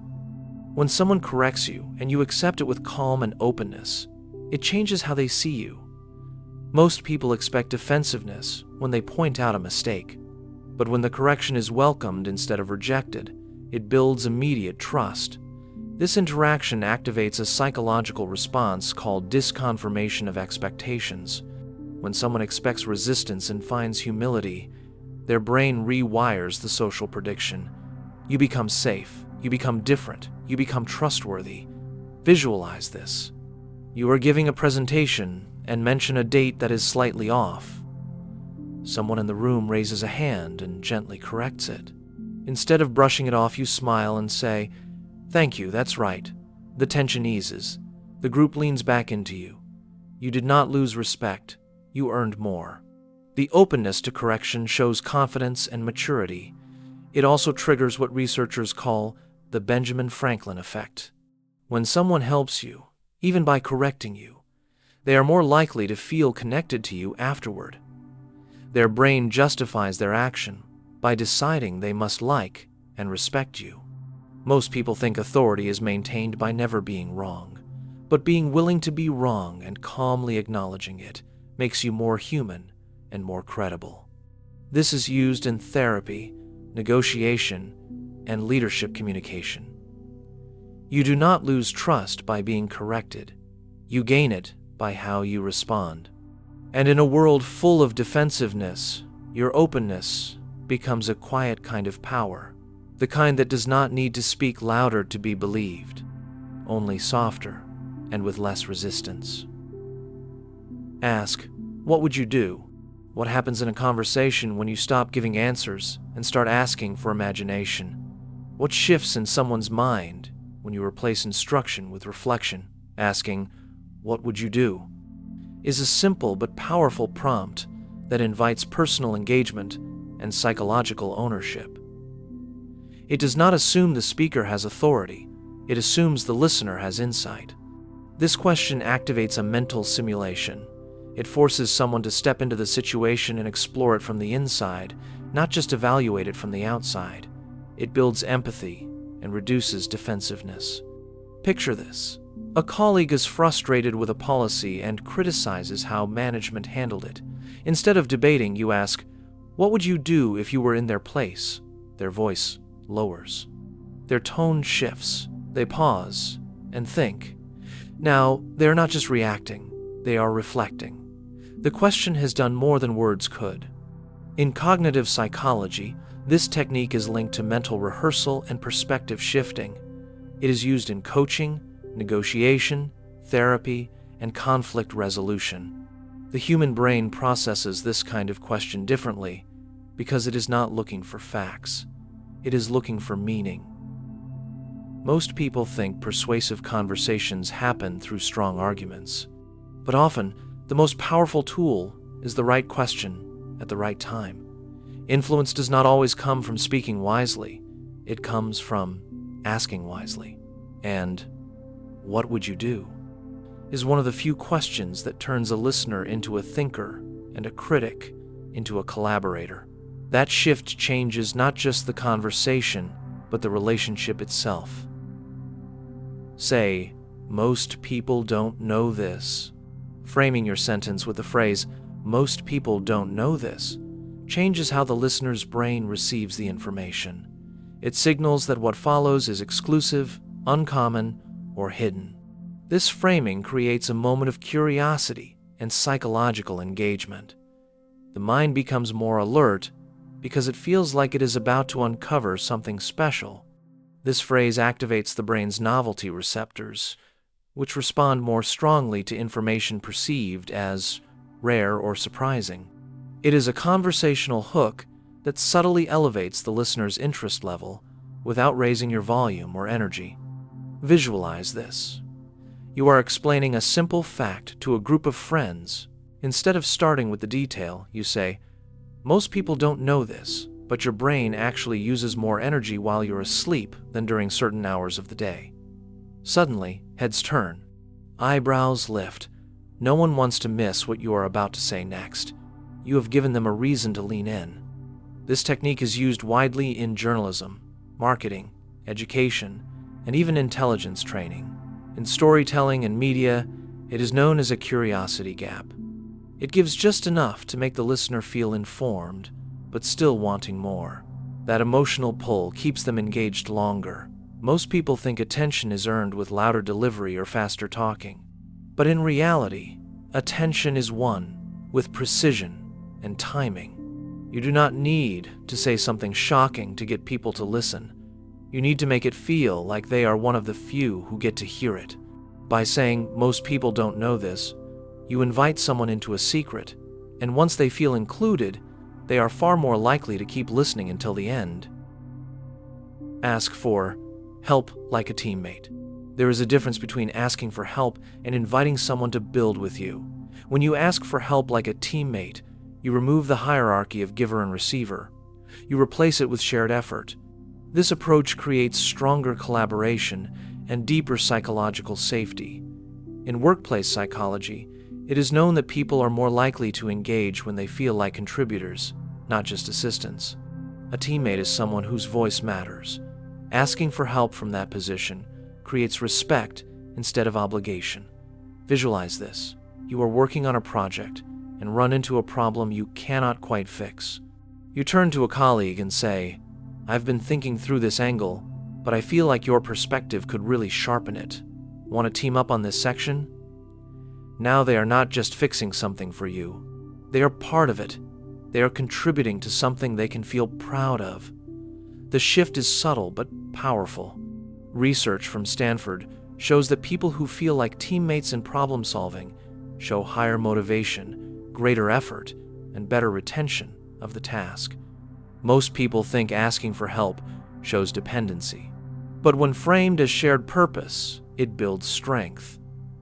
Teammate-style help requests appear in leadership, military training, and elite sports teams. Help does not always come from appearing helpless. It often comes from showing you are building something worth joining. That invitation feels different. And when someone feels like they are building with you, they protect it like it is their own. Pause before you answer equals authority. When someone asks you a question, the space before your answer is just as important as the answer itself.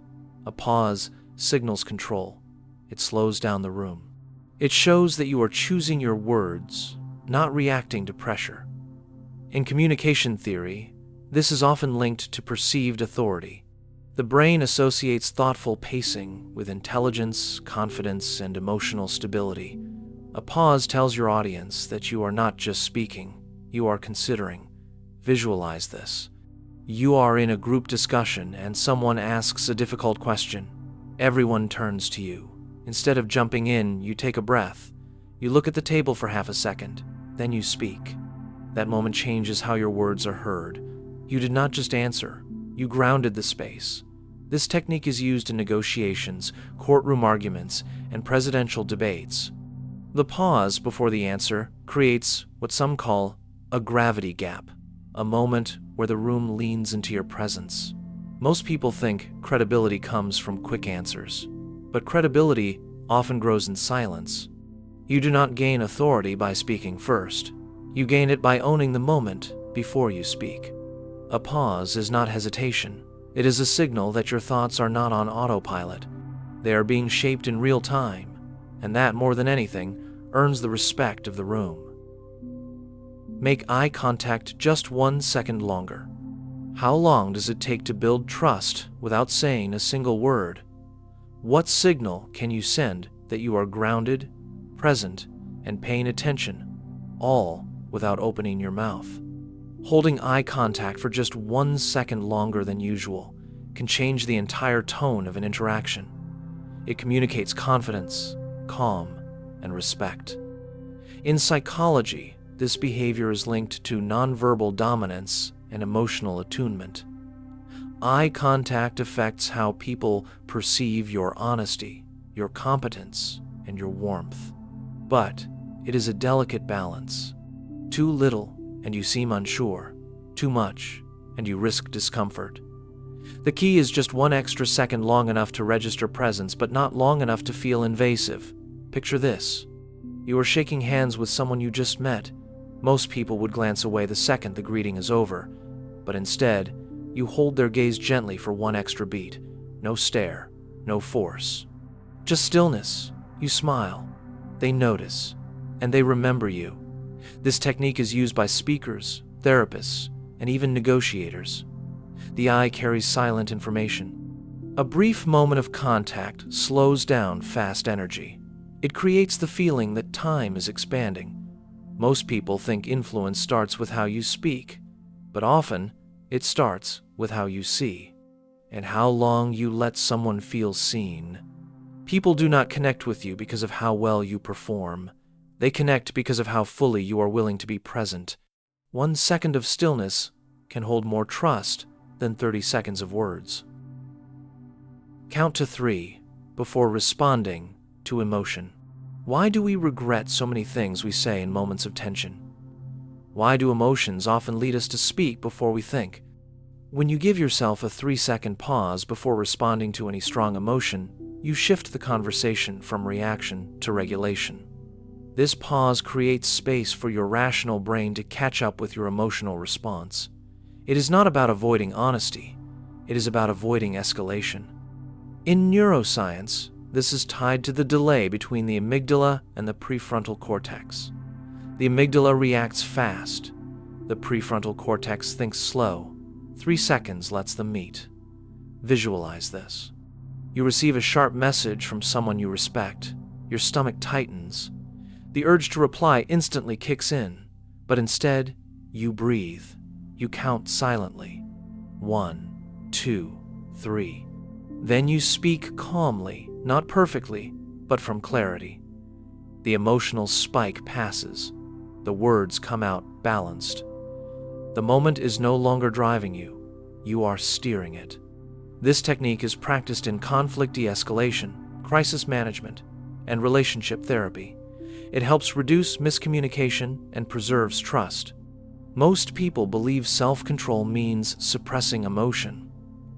But real self-control is about slowing the delivery of that emotion just long enough for it to become useful.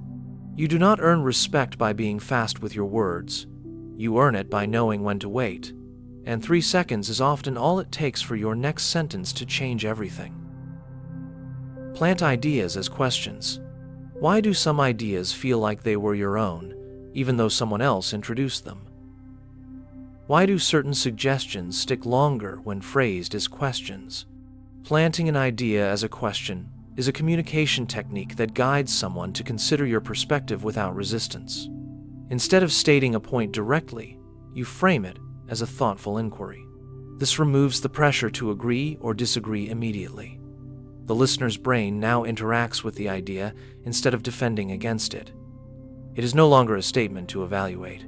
It is a puzzle to explore. In psychology, this is called the Socratic method. It leverages curiosity and internal reflection to move thinking forward without confrontation. Visualize this. You are in a team meeting. You believe launching a product in 2 months is too soon. Instead of saying, 2 months is unrealistic, you ask, do you think launching in 2 months will give us enough time to test properly? That question changes the tone. It keeps the conversation open. It signals humility while still guiding the group to pause and reflect. The best part is that if others reach your conclusion themselves, they take more ownership of it. This method is common in therapy, teaching, negotiation, and even advertising. Politicians use it to shape public opinion without sounding forceful. Teachers use it to spark learning without giving direct answers. The brain loves questions because they invite interaction. Statements close a loop. Questions open it. Most people believe influence means having strong opinions. But real influence often works quietly. It shows up as a gentle invitation to think differently. You do not get others to accept your idea by pushing harder. You do it by planting the seed in a question they can water on their own. And when they arrive at the idea through their own thinking, they are far more likely to believe in it, defend it, and act on it as if it was theirs all along. Show micro-vulnerability, then strength. What makes someone appear real but still reliable? How do people build emotional trust without losing authority? The answer often lies in showing micro-vulnerability before showing strength. A micro-vulnerability is a small moment of openness. It is not a breakdown. It is not oversharing. It is something human and relatable, a tiny signal that says, I'm not perfect. This works because people feel closer to someone who does not pretend to be flawless. But the strength must follow. Vulnerability on its own may create sympathy, but vulnerability followed by clarity builds connection and respect. This technique is used in therapy, leadership, coaching, and storytelling.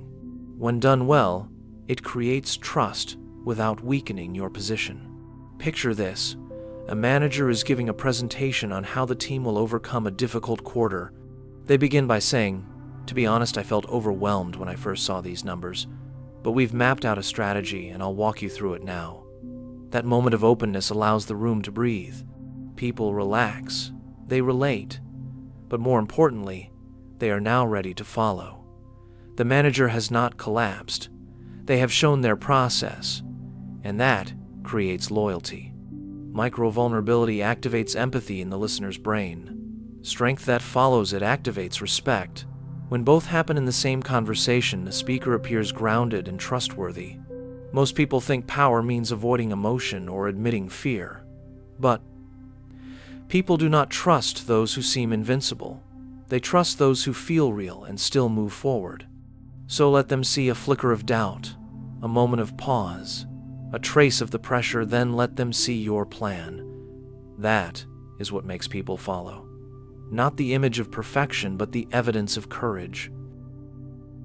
Don't interrupt. They'll think you're brilliant. There is a quiet power in restraint. When you listen fully, without cutting in or rushing to speak, people see you as more thoughtful and intelligent. This effect is not just about being polite. It is grounded in psychology. The brain assumes that people who stay silent for longer are more analytical and emotionally stable. Listening without interruption allows others to feel seen, which in turn increases how much they trust and value your opinion.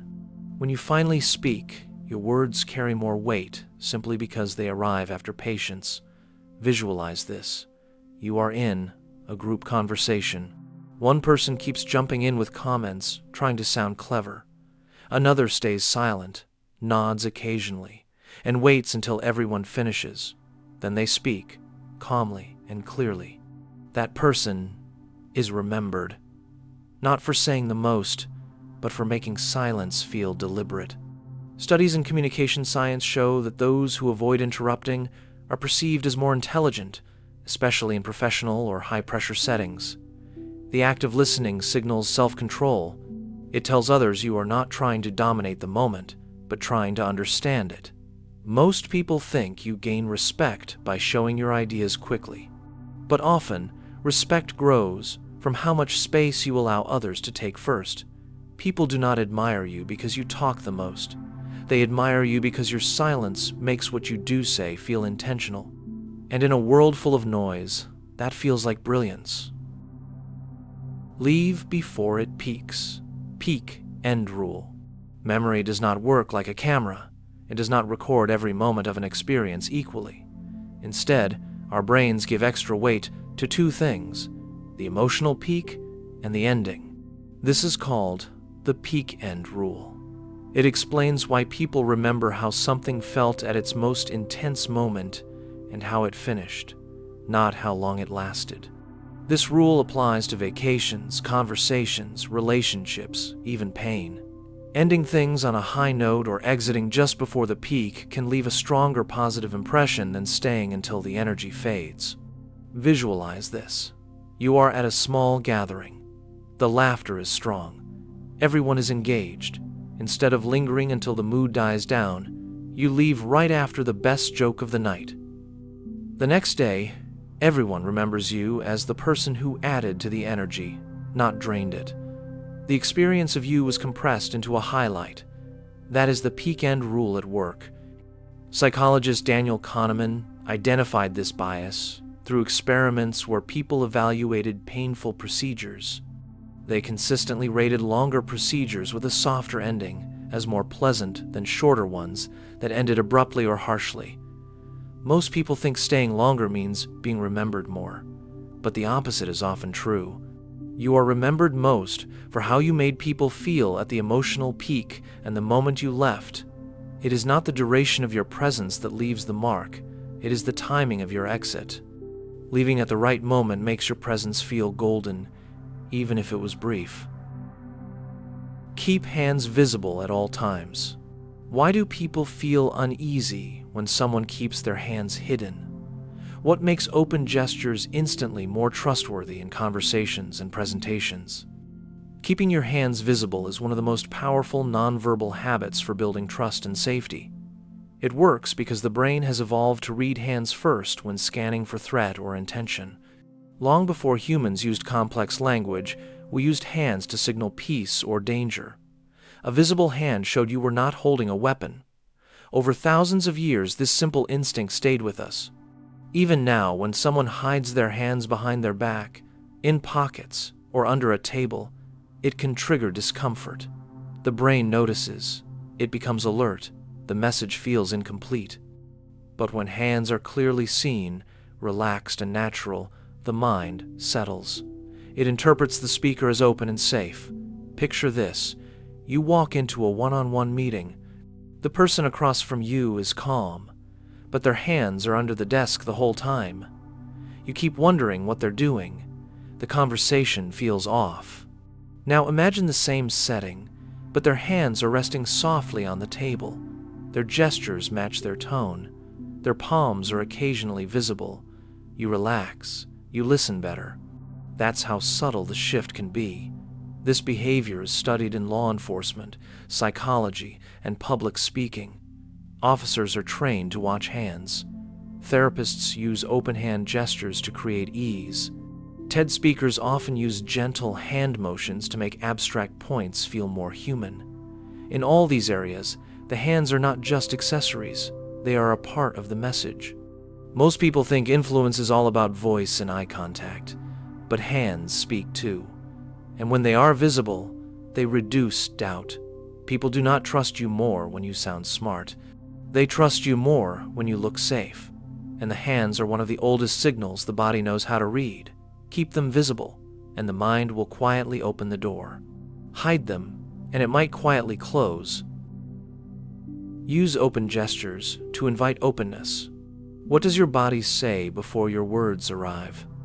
How much can someone feel from a simple hand movement or the way your arms rest as you speak? Open gestures are nonverbal signals that tell others they are welcome, safe, and invited to engage. These gestures include uncrossed arms, visible hands, slow sweeping motions, and palms turned slightly upward. They're subtle, but they shape the emotional space of any conversation. The human brain is wired to detect threat or safety through body language long before it processes spoken language. When someone uses open gestures, they subconsciously trigger a sense of ease in the observer. It says, "I'm not hiding anything. You can relax." Open gestures work by activating a system in the brain known as the mirror neuron network. This network helps people automatically mimic the emotions and posture of others. If you speak with closed-off body language, like crossing your arms or keeping your hands in your pockets, the other person often mirrors that posture.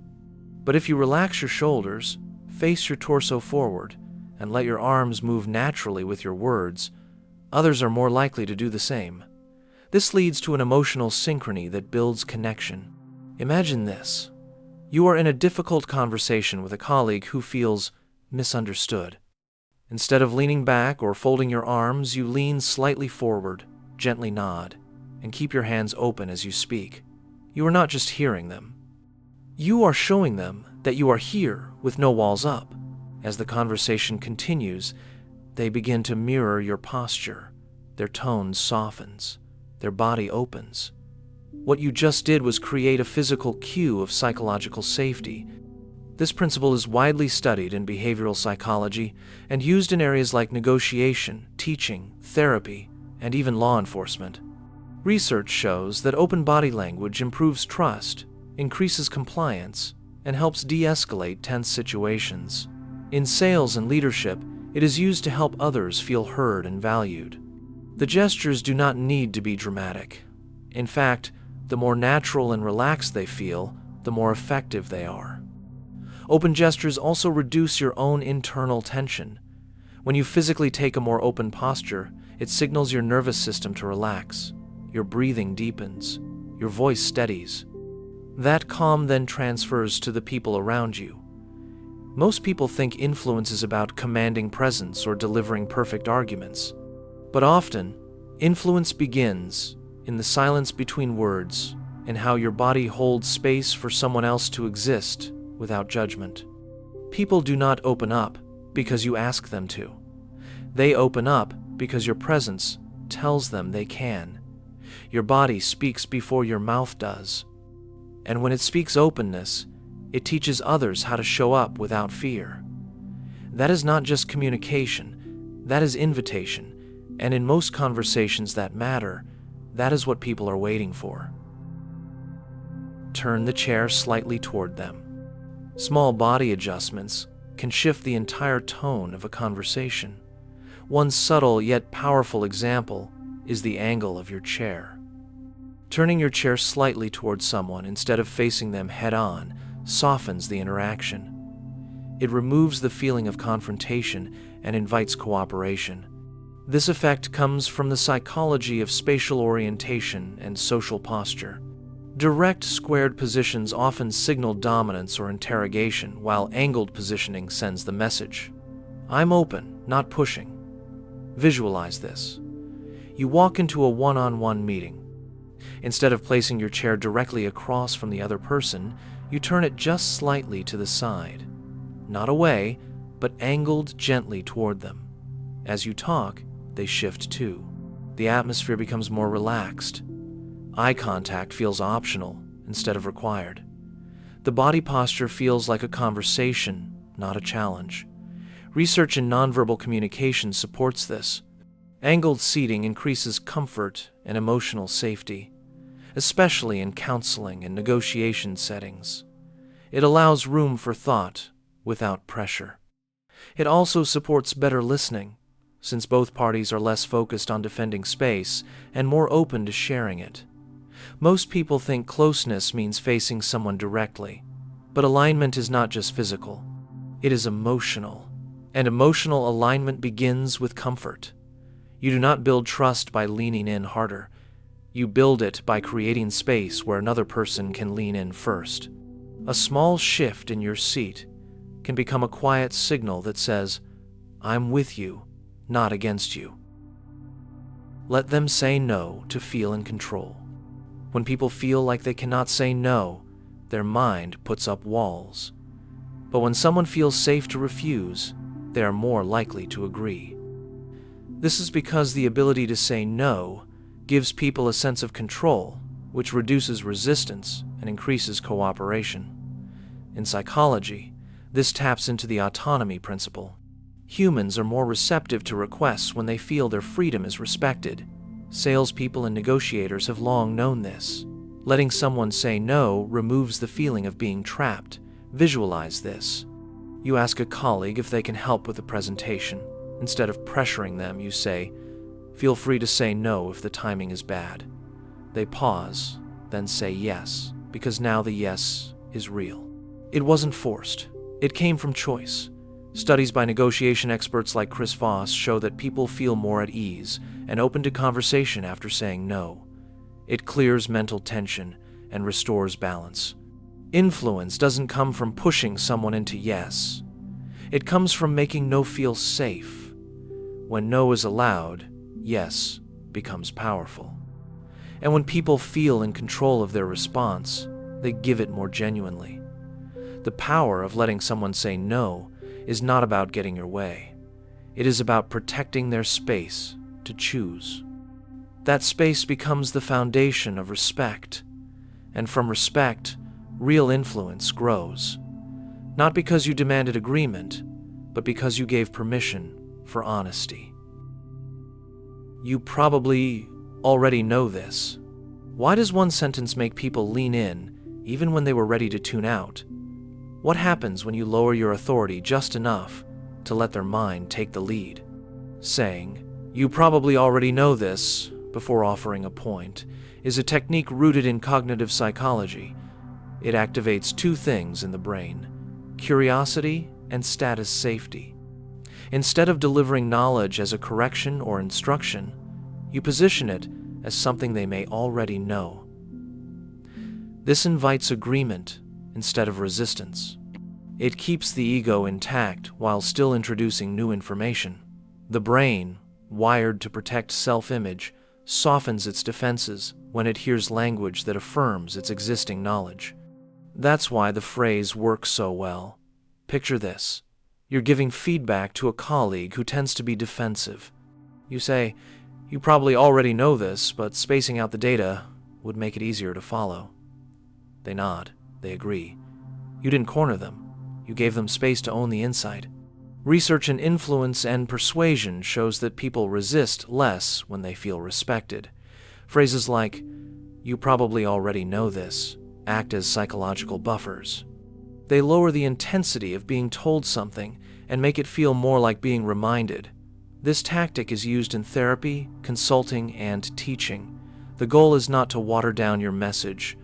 The goal is to protect the listener's sense of competence while delivering something useful. Most people think expertise is shown by speaking with certainty, but often, expertise is more effective when it invites the other person's ego to stay intact. People do not always remember what you taught them. They remember how they felt while learning it. And when you make them feel smart, they become more open to everything you say. Ask them to teach you something. How do you instantly build trust and connection without trying to impress anyone? How do you flip a power dynamic without making it feel like a loss? Asking someone to teach you something is one of the fastest ways to invite trust. It signals respect. It shows you value their knowledge or experience, and it makes them feel capable and appreciated. This taps into what psychologists call the Ben Franklin effect. When someone does something for you, even explaining something small, they tend to like you more afterward. Their brain justifies the act by deciding you must be worth their effort. It creates a feedback loop of positive regard. Picture this. You're new at a company. Instead of trying to prove yourself right away, you walk over to a coworker and say, "Hey, can you show me how you organize these reports? Yours always look clean." They help. They explain. Later, they ask if you want to join them for lunch. That moment of asking did more than save you time. It opened a door. This technique is used in leadership, mentorship, and even diplomacy. When someone teaches you, they feel needed. That creates belonging. The key is to ask sincerely, not strategically. Make it real. Make it curious. Most people think respect is earned by showing others what you know. But it is often earned faster by showing others what you are willing to learn. You do not build authority by always being the smartest person in the room. You build it by letting others shine in front of you. And that kind of trust lasts longer than any performance. When nervous, help someone else. What if the fastest way to calm your anxiety was to shift your attention away from yourself? What if nervous energy is not something to fight, but something to redirect? When people feel nervous, their attention turns inward.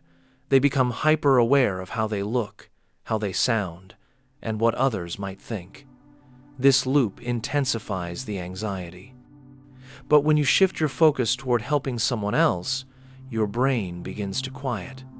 You leave your own head and step into purpose. Psychologists call this attention redirection. It is one of the most effective techniques for reducing performance anxiety, social stress, and public speaking fear.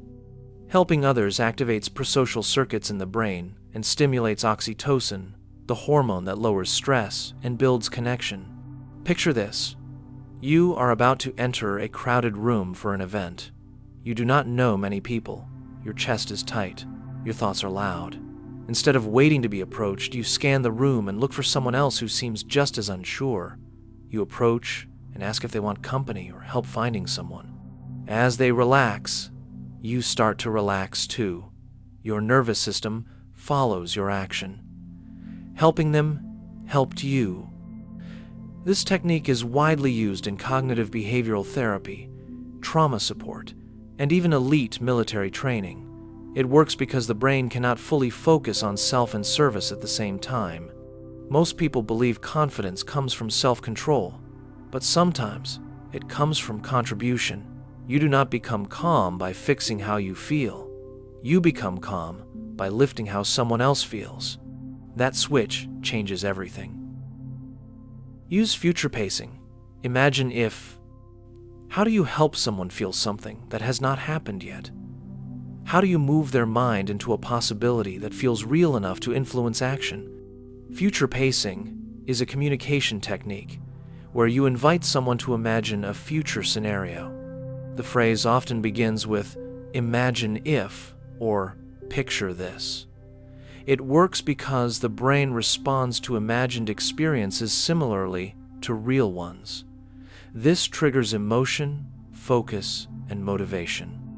Neuroscience shows that visualizing outcomes activates mirror neurons and motor planning areas. The brain begins rehearsing that imagined state as if preparing for it. Future pacing is powerful in therapy, marketing, teaching, and leadership. It helps people connect with a result before they logically commit to it. Imagine this. You are guiding someone through a change they are afraid to make. Instead of explaining the benefits, you say, "Imagine if you woke up next month and this thing that weighs on you was no longer there. Imagine how quiet your mind might be." The body reacts. They feel the calm. That imagined state becomes a goal. Most people believe logic creates action, but more often, emotion does. Future pacing bypasses resistance. It makes desire feel safe. You do not always persuade by explaining. You persuade by transporting. And when someone visits their own better future for a few quiet seconds, they often want to go back. That is when change begins. Be the first to apologize in conflict. Tension holds power when both people wait. In conflict, the space between two people becomes filled with unspoken resistance. Each person believes that apologizing first is losing. But psychologically, being the first to apologize is not a sign of weakness. It is a display of emotional strength, maturity, and control. The act of apologizing first sends a signal to the brain of the other person. It lowers their guard. It tells them that this is not a fight. It is an attempt to repair. Apologizing first changes the power dynamic not by giving it away, but by redefining what strength looks like. Visualize this. You are in a disagreement with someone close to you. You both said things you regret. There is silence. Then you say, "I shouldn't have raised my voice earlier. I'm sorry." The atmosphere shifts. Their shoulders drop slightly. The edge in their tone disappears. It does not mean they win. It means you interrupted the loop of escalation. That is the science of de-escalation. Apologies regulate emotion.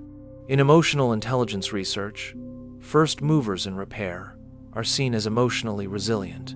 They can handle the discomfort of being vulnerable because they know it can lead to resolution. Most people think holding your position proves strength, but it is the opposite. The longer you wait to apologize, the heavier the silence becomes, and the harder it becomes for either person to step forward. You do not lose by being the first to apologize. You lead. Because when you take responsibility for your part, even if it was small, you make it easier for the other person to do the same. Trust begins to rebuild. Communication opens. And what could have turned into days of coldness becomes a moment of repair. In every conflict, someone has to be first. The one who chooses that role does not surrender their dignity. They anchor it. They show that resolution matters more than ego. And in doing so, they often become the reason the conflict ends. Not because they were wrong, but because they were willing. Ask for opinions, not answers. What makes someone feel respected in a conversation? What invites a person to open up without feeling like they are being tested or judged? Asking for opinions instead of answers shifts the dynamic of communication. It tells the other person that you are not trying to quiz them or extract facts. You are inviting perspective. An answer feels final, measurable, and correct or incorrect. An opinion feels personal, flexible, and open to being heard. This distinction matters. It reduces pressure and increases emotional safety. When someone is asked for an opinion, they become more willing to speak. They feel seen as a person, not a source. Imagine this.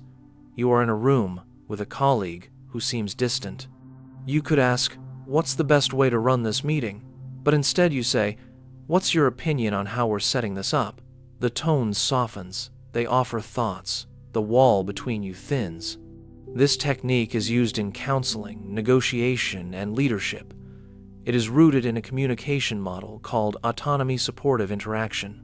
It respects the other person's freedom to contribute rather than conform. Asking for opinions also reveals how someone sees the world, not just what they know. It invites stories, emotions, and beliefs. That is how real connection forms. Most people think asking smart questions is about extracting knowledge. But real connection starts when you ask in a way that lets someone feel valuable just for having a voice. People do not connect by being right. They connect by feeling heard, and asking for an opinion is often the first step toward building that bridge. Mention a mutual interest, not a person. How do you create a sense of familiarity with someone you barely know? How do you build connection without sounding intrusive or forced?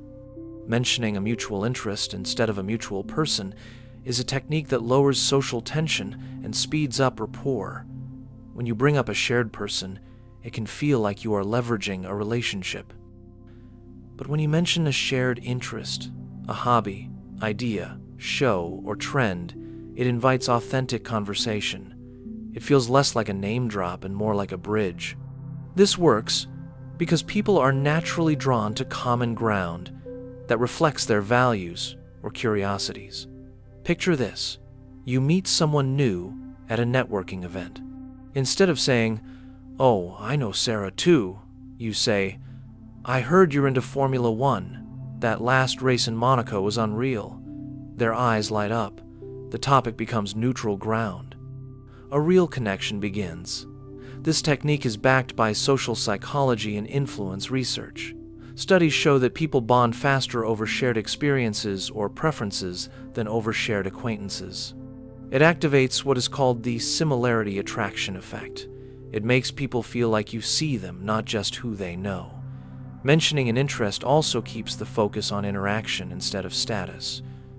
It keeps conversation away from hierarchy and closer to enjoyment. Most people believe social bonds are built by linking people, but stronger bonds are built by linking values and passions.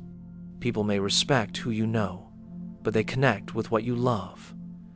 And love is easier to share when you're talking about something, not someone. Laugh slightly before your joke. How does a tiny moment of laughter before a joke shape the way it lands? Why do some people seem to make others laugh more easily without even finishing the punchline? Laughing slightly before your joke is a subtle psychological tactic that builds anticipation and gives others permission to enjoy the moment. It works because laughter is contagious. When your brain sees someone else smiling or chuckling, it automatically becomes more receptive to humor. This is driven by mirror neurons, special brain cells that help us mimic the emotions and expressions of others. A slight laugh before your joke signals two things. First, it tells your listener that what's coming is lighthearted. Second, it relaxes tension and prepares the brain to find the next thing funny. This is not about forcing a laugh. It's about letting a natural smile or chuckle rise just a second before you share your humor. Picture this. You are in a group setting, telling a story about something ridiculous that happened to you at a grocery store. As you get to the funny part, you smile and let out a soft laugh just enough to signal joy. The group leans in, they mirror your tone. When the punchline hits, the room responds not only to the joke but to the emotion you've already introduced. Your small pre-laugh shaped the way they heard it. Comedians use this technique in live shows. They often chuckle slightly before delivering a punchline. It is not nervousness, it is guidance. It tells the crowd how to feel. Salespeople use the same tactic to break tension in pitches. Educators use it when trying to make difficult topics more digestible. Even therapists might smile before offering a humorous metaphor in difficult moments. The science behind it is clear. Pre-laughter lowers resistance and primes the listener's brain to experience shared joy. Most people think timing is about when you say the punchline, but timing also includes the emotion you release just before the punchline arrives. People do not laugh just because your joke was perfect. They laugh because your presence told them it was okay to laugh. That permission begins with you. A slight laugh before your joke opens the emotional door, and often, that's all it takes for everyone else to walk through. Use their words in your reply. When someone hears their own words repeated back to them, something shifts. They feel understood, validated, and seen. This is called reflective communication. It is one of the simplest, yet most powerful techniques in psychology, therapy, and even sales. Using a person's exact or near-exact words in your response signals deep listening. It confirms that you heard not just the content, but the emotional tone behind it.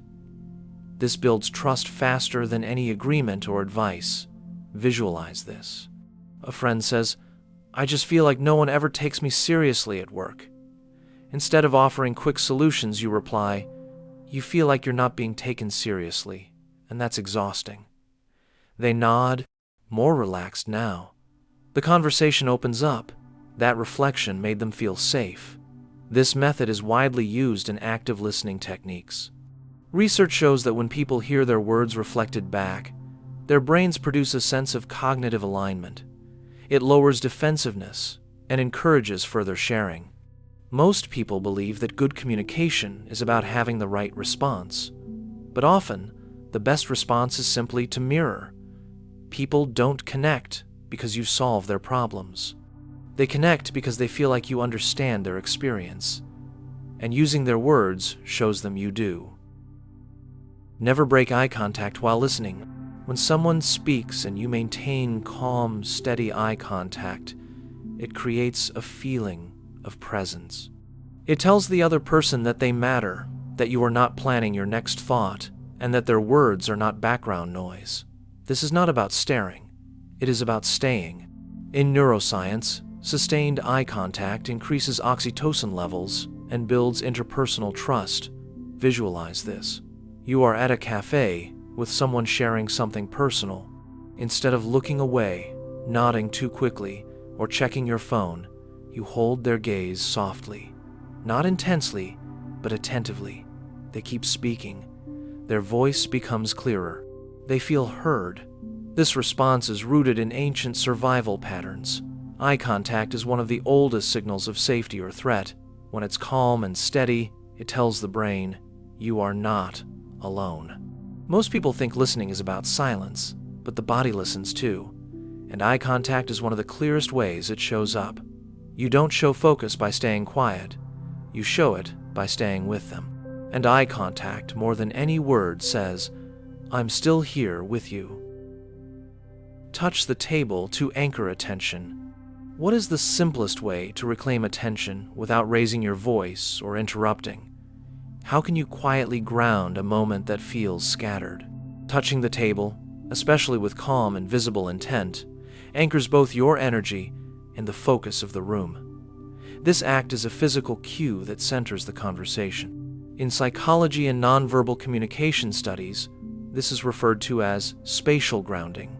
The brain naturally pays attention to movement that interacts with a shared environment. A hand resting firmly on a surface signals that what comes next should be noticed. It is not threatening, yet it is commanding.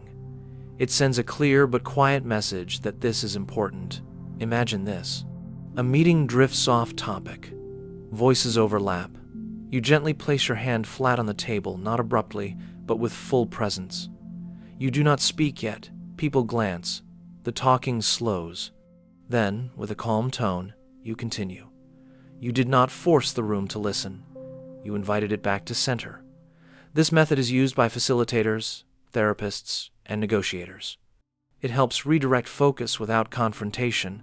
It also helps regulate your own state by giving your body a physical cue to match your intention.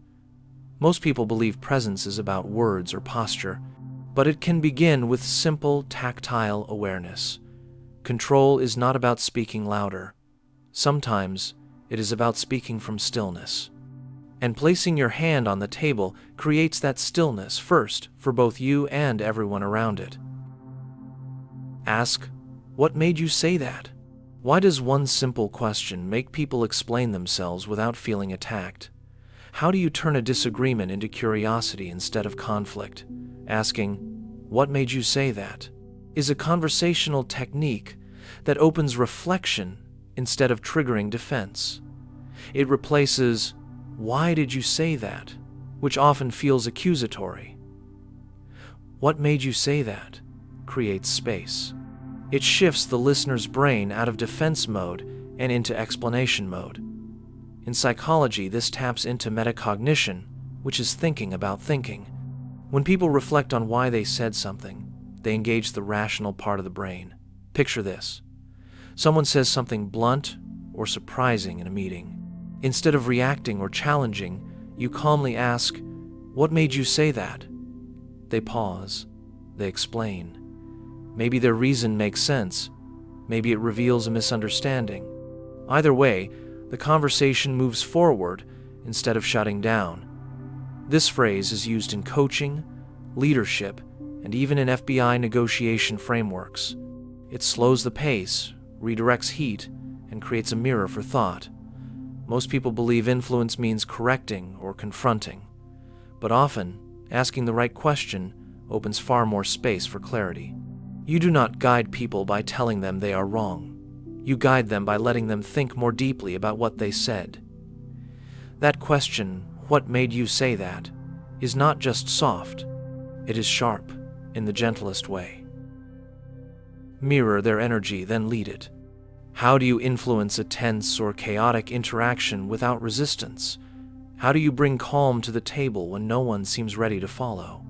Mirroring someone's energy before trying to lead it is a proven psychological principle rooted in rapport building. It works by first joining someone where they are emotionally or behaviorally, and then gradually shifting your tone or body language toward where you want the interaction to go. This taps into the concept of pacing and leading, studied in both therapy and negotiation settings. The brain interprets similarity as safety. When you match someone's energy, whether through voice tone, pacing, or posture their guard drops, they feel understood. Imagine this. A client is speaking fast, clearly stressed. You do not interrupt. You let your voice meet their rhythm, not mocking, but matching. Then slowly you begin to breathe more deeply and speak a little slower. They start doing the same. The conversation cools. The energy shifts not by control, but by guidance. This technique is widely used in crisis communication and social psychology. It relies on empathy, not domination. Most people believe influence begins by leading, but influence often begins by following. You do not calm people by telling them to calm down.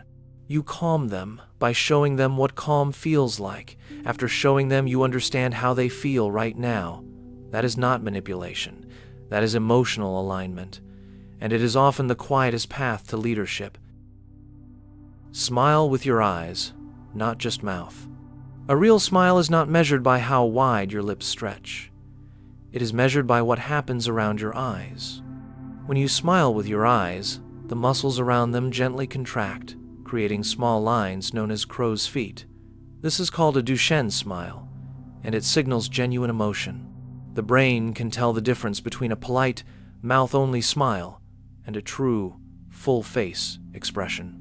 People are more likely to trust, like, and respond to those who smile with their eyes because it communicates honesty and warmth. Visual cues from the eyes are processed faster than words, so the impression you make in those first few seconds often sticks. Imagine walking into a room where someone greets you with a forced grin. The corners of their mouth lift, but their eyes stay still. You instinctively sense something is off. Now imagine someone else whose eyes crinkle slightly as they smile at you.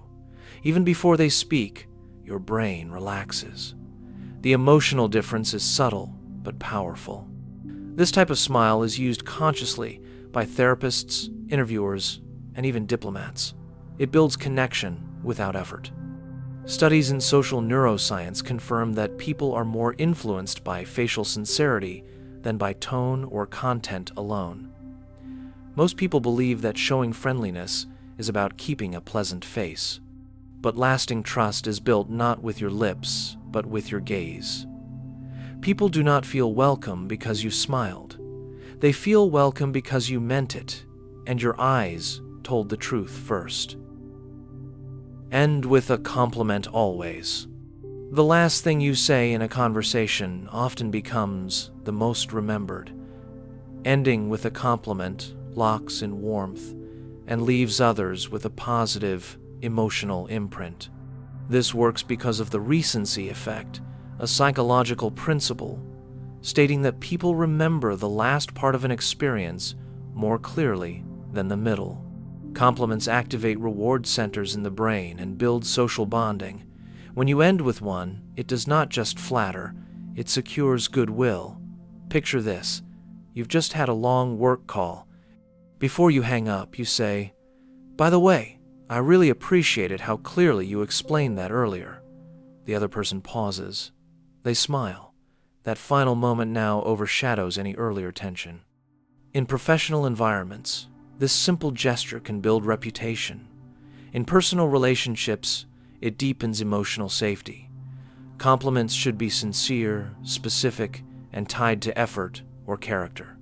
This shows you paid attention. Most people think compliments are for opening conversations, but their true power comes at the close.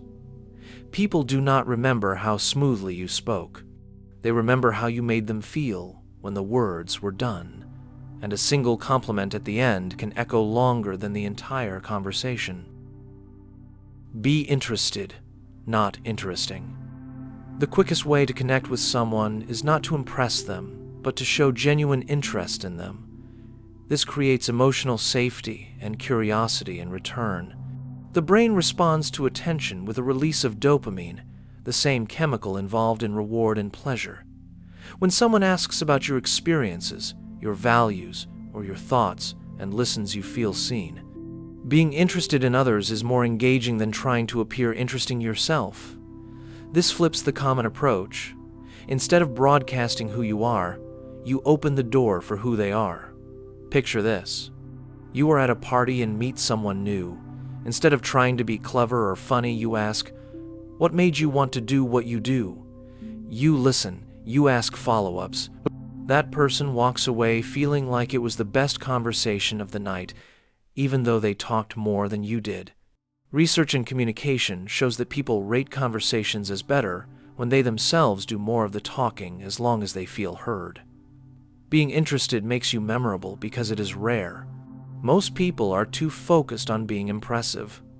Connection is not earned by performing. It is earned by paying attention. And people never forget the feeling of being truly heard. Ask, "What are you thinking right now?" There is a question that can unlock more honesty, clarity, and connection than almost any other. It is not demanding. It does not assume. It simply invites someone to step out of their silence and into your shared moment. When you ask, "What are you thinking right now?" you are not just making conversation, you are offering presence.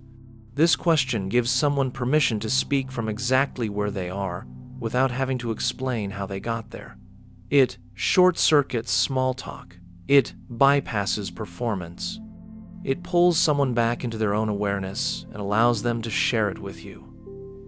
In psychology, this approach is rooted in metacognition, the ability to observe and express one's thoughts while they are happening. Metacognitive prompts help people process their emotions with more depth and accuracy.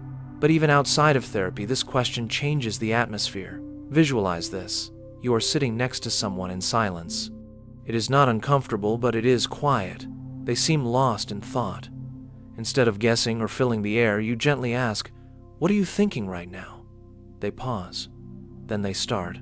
"I was just remembering something from earlier. Actually, it's kind of bothering me." That doorway may have never opened without your question.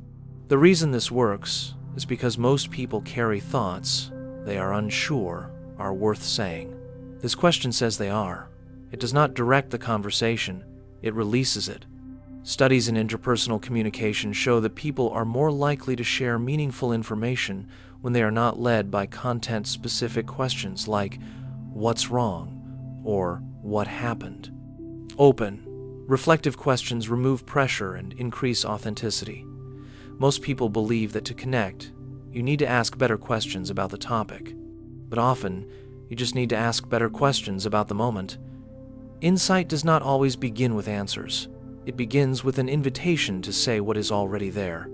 Asking, "What are you thinking right now?" is not a strategy. It is an opening, one that allows people to feel noticed in real time. And when someone feels seen at the exact moment they feel invisible, that is when trust starts. Not later, not after more facts. Right there, in that question. That is where connection lives. Say, "That reminds me of a story." Why does a story change the way people listen to you? Why do even complex ideas become easier to accept when they come with a human example? Starting with the phrase, "That reminds me of a story," does something immediate and subtle to the listener's brain. It signals a shift from explanation to connection. Stories create mental images, and the brain processes them differently than plain facts. When someone hears a story, more regions of their brain activate, including the parts responsible for memory, empathy, and emotion. This makes stories easier to understand and harder to forget.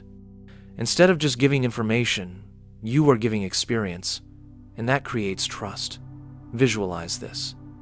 You are trying to explain the importance of resilience in the workplace. People nod, but seem detached. Then you say, "That reminds me of a story about a colleague who almost quit right before she became team lead." Heads lift, eyes shift, the room leans in. You just created a bridge from concept to memory. This technique is used in education, therapy, advertising, and leadership. Politicians use it to humanize policies. Doctors use it to explain complex diagnoses. Because people do not just want data, they want something they can feel. A story frames a message inside a moment. It shows the idea in motion. Most people think persuasion comes from logic, but it often comes from relatability. You do not make people listen by sounding smarter. You make them listen by making the message feel close. And saying, "That reminds me of a story," gives you permission to bring your point to life in a way that sticks. When people hear a story, they stop preparing to speak. They start imagining. And that shift is where attention begins. Freeze jeans instead of washing. Most people toss their jeans in the washing machine every few wears without thinking twice. But there is a quieter, lesser-known method that preserves denim better, saves water, and keeps the shape intact. It involves your freezer. Yes, freezing your jeans instead of washing them is a trick that denim purists and designers have used for years. The idea is not about making them colder.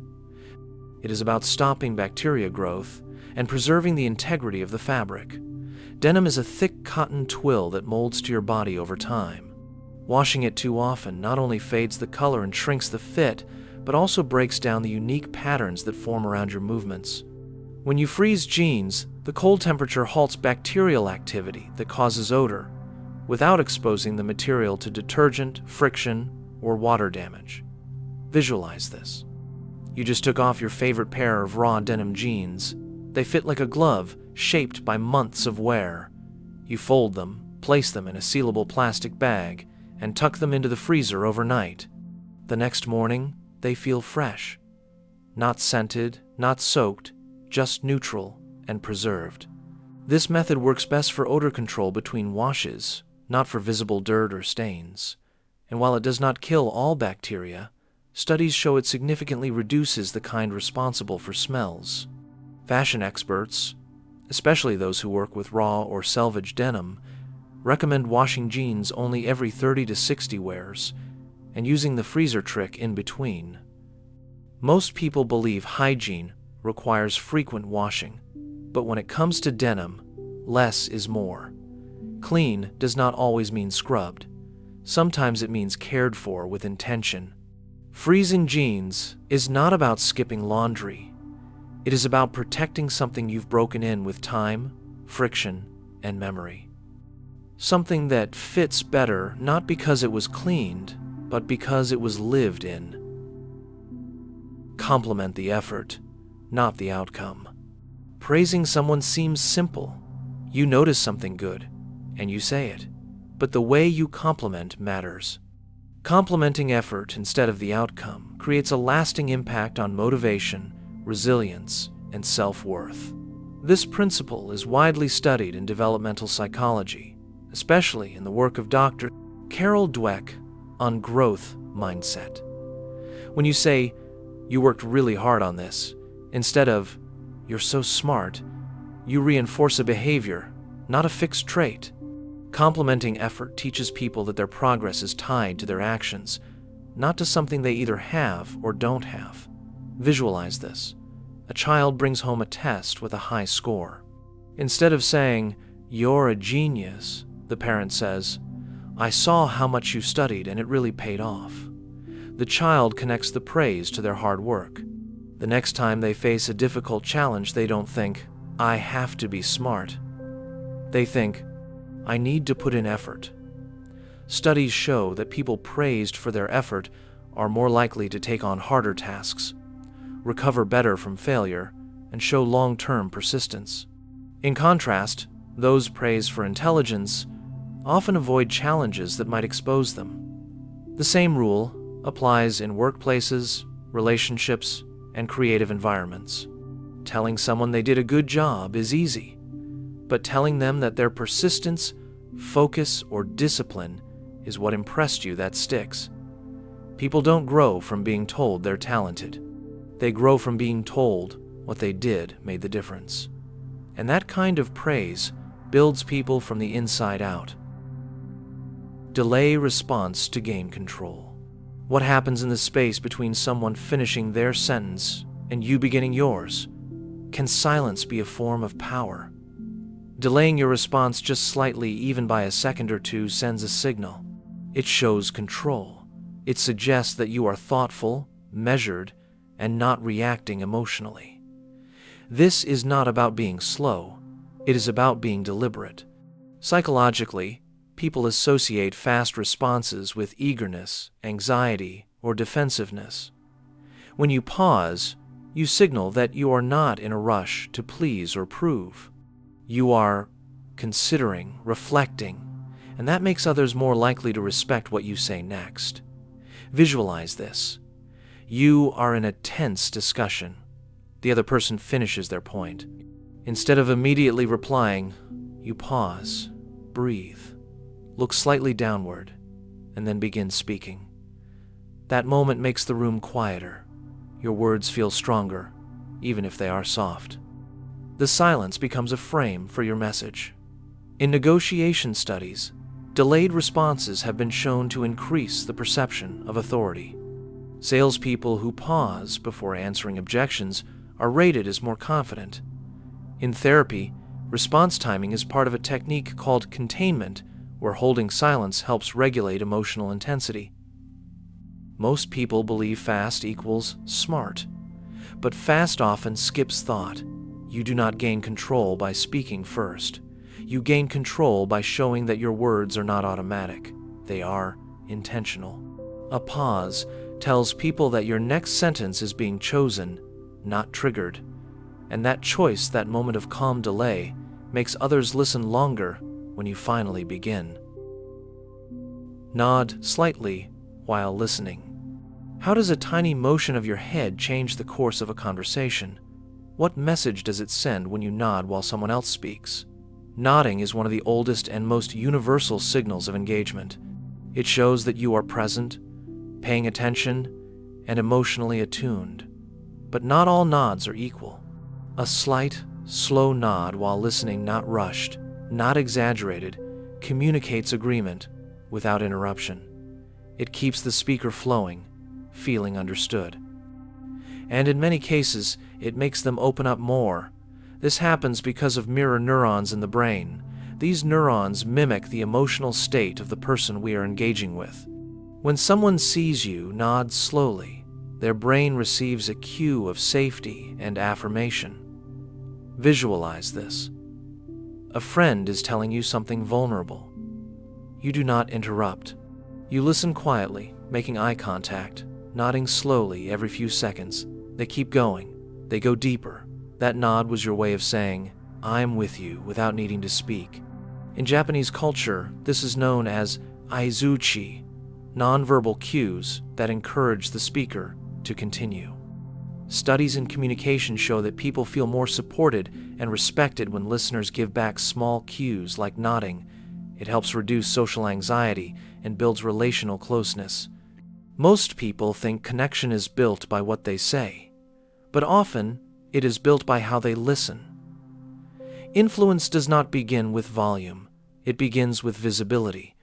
A nod makes you visible not to the whole room, but to the one person who needs to feel heard. And that single gesture, repeated just enough, says what words cannot. I hear you. I see you. Keep going. Use their name twice in the first minute. There is a reason why hearing your name feels different from hearing any other word. It instantly grabs your attention and creates a sense of personal connection. Using someone's name early in a conversation is one of the simplest and most powerful ways to build trust. The brain reacts to your name in a unique way. Studies using fMRI scans have shown that when people hear their own name, it activates the medial prefrontal cortex, the part of the brain associated with identity and self-relevance. This means that even if you are only half listening, the sound of your name will pull you back into the moment. Saying a person's name makes them feel recognized. It turns a generic interaction into a personalized one. When you use someone's name twice in the first minute, it creates familiarity. The first time breaks the barrier. The second time deepens the bond. Imagine you are introduced to someone named Annika. You say, "Nice to meet you, Annika." That's expected. But soon after you say, "Annika, I'd love to hear how you got into this field." Now the name feels tied to curiosity and warmth. She feels acknowledged. She feels like more than just another face. This technique is used by top salespeople, teachers, therapists, and diplomats. It works in group settings, negotiations, even conflict resolution. But the key is subtlety. Forced or excessive use of someone's name can feel manipulative. The magic happens when it's natural and intentional. In psychology, this strategy links to the principle of reciprocity. When someone feels recognized, they are more likely to be open, cooperative, and generous in return. It also aligns with the social bonding theory, which explains how we form quick attachments through cues of attention and identity. Most people believe that to stand out in a conversation, you need to say something smart. But the truth is simpler. People remember how you made them feel. And nothing makes someone feel seen faster than hearing their own name spoken with presence. You do not get remembered by talking more. You get remembered by making others feel like they were never invisible. Sit on the same side to reduce tension. Position matters more than people think. Where you sit in relation to someone during a conversation can either increase tension or melt it away. Sitting directly across from someone is often seen as a position of confrontation. It creates a subtle boundary and can trigger defensiveness, especially in high-stress discussions. But when you sit beside someone, or even at a slight angle, the dynamic shifts. You move from being face-to-face to being side-by-side. This body positioning sends a non-verbal message of alignment. It says, "We are on the same team." This technique is often used in conflict mediation, counseling, and negotiation. Therapists will often sit at an angle from their clients, not directly across, to reduce the sense of judgment. Police officers, when diffusing a tense situation, often sit next to the individual rather than across from them. It calms the energy. It encourages openness. Picture this. You need to have a difficult conversation with a colleague about a missed deadline. Instead of calling them into a meeting room and sitting across the table, you ask them to walk with you or sit beside you on a bench. The conversation feels more like a shared exploration than a confrontation. The tension lowers. The listening improves. Scientific research on proxemics, the study of personal space, shows that spatial orientation deeply affects how we process communication. When someone is beside you, the brain reads the interaction as cooperative. When someone is directly in front, it can feel like a power imbalance. Most people believe resolving conflict is all about words, but half of it is about setting. You do not reduce tension by softening your message. You reduce it by changing your position. And sometimes, sitting on the same side speaks louder than anything you could say. And when you are talking to someone and the time comes to break eye contact, how you do it matters more than most people realize. A slow break in eye contact signals confidence, calm, and connection. A sudden break often signals discomfort, avoidance, or insecurity. The brain reads these subtle shifts faster than conscious thought. Eye contact is one of the most powerful nonverbal tools we use to communicate attention, emotion, and social status. But the way it ends is just as meaningful as when it begins. Visualize this. You are in a conversation where both of you are making steady eye contact. You are speaking slowly, nodding occasionally. When you finish your sentence, you gently turn your head or let your gaze drift slightly, softly ending the moment of contact. That transition feels natural. It communicates that you are in control of your attention. You were fully present, and now you are calmly letting the connection rest. Contrast that with someone who looks away the second you make eye contact, or whose eyes dart to the floor mid-sentence. That break feels like a retreat. The brain senses it and interprets it as nervousness or disinterest. Studies in social psychology and behavioral science show that steady eye contact followed by a slow disengagement leaves a stronger impression of warmth and confidence. In negotiations, interviews, and romantic settings, those who break eye contact gradually are perceived as more composed and more trustworthy. The reason is simple. A slow break shows regulation. It means your nervous system is not overloaded. It means you are choosing when to move, not reacting to pressure. This technique is used by therapists, diplomats, and even trained actors. In therapy, maintaining soft eye contact and breaking it slowly helps clients feel held rather than judged. In acting, it keeps tension in a scene longer. In daily life, it can create an unspoken sense of respect and attentiveness. Most people think confidence is proven by how long you maintain eye contact, but it is often revealed in how gently you let it go, because that exit is a cue. And if you exit with ease, it tells the other person you were never afraid of the connection to begin with. Power is not just in presence, it is in how you leave it behind. A slow break does not close the door, it leaves it slightly open, letting the other person feel that you were there, fully and left by choice, not by fear. Ask for a story, not an answer. What happens when you stop asking people to explain and start asking them to remember? Asking for a story instead of an answer creates a shift in the brain. It moves the conversation from logic to memory, from defense to openness. When someone is asked to give an answer, they often try to be correct or impressive.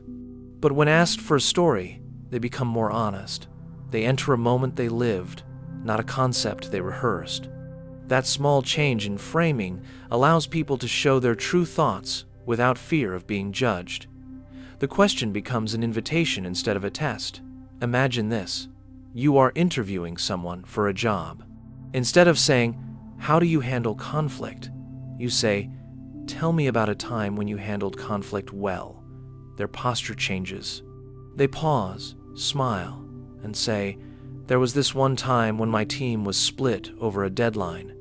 And now you are hearing real behavior, not just their theory. This technique is used in behavioral psychology, job interviews, coaching, and even therapy. It is called experiential recall. People reveal their values more clearly when they are reliving a moment than when they are constructing a response. Studies show that memory-based storytelling reduces performance anxiety and builds trust faster. Most people think strong questions are about precision, but strong questions are about direction. You do not connect by asking better questions. You connect by asking for better memories.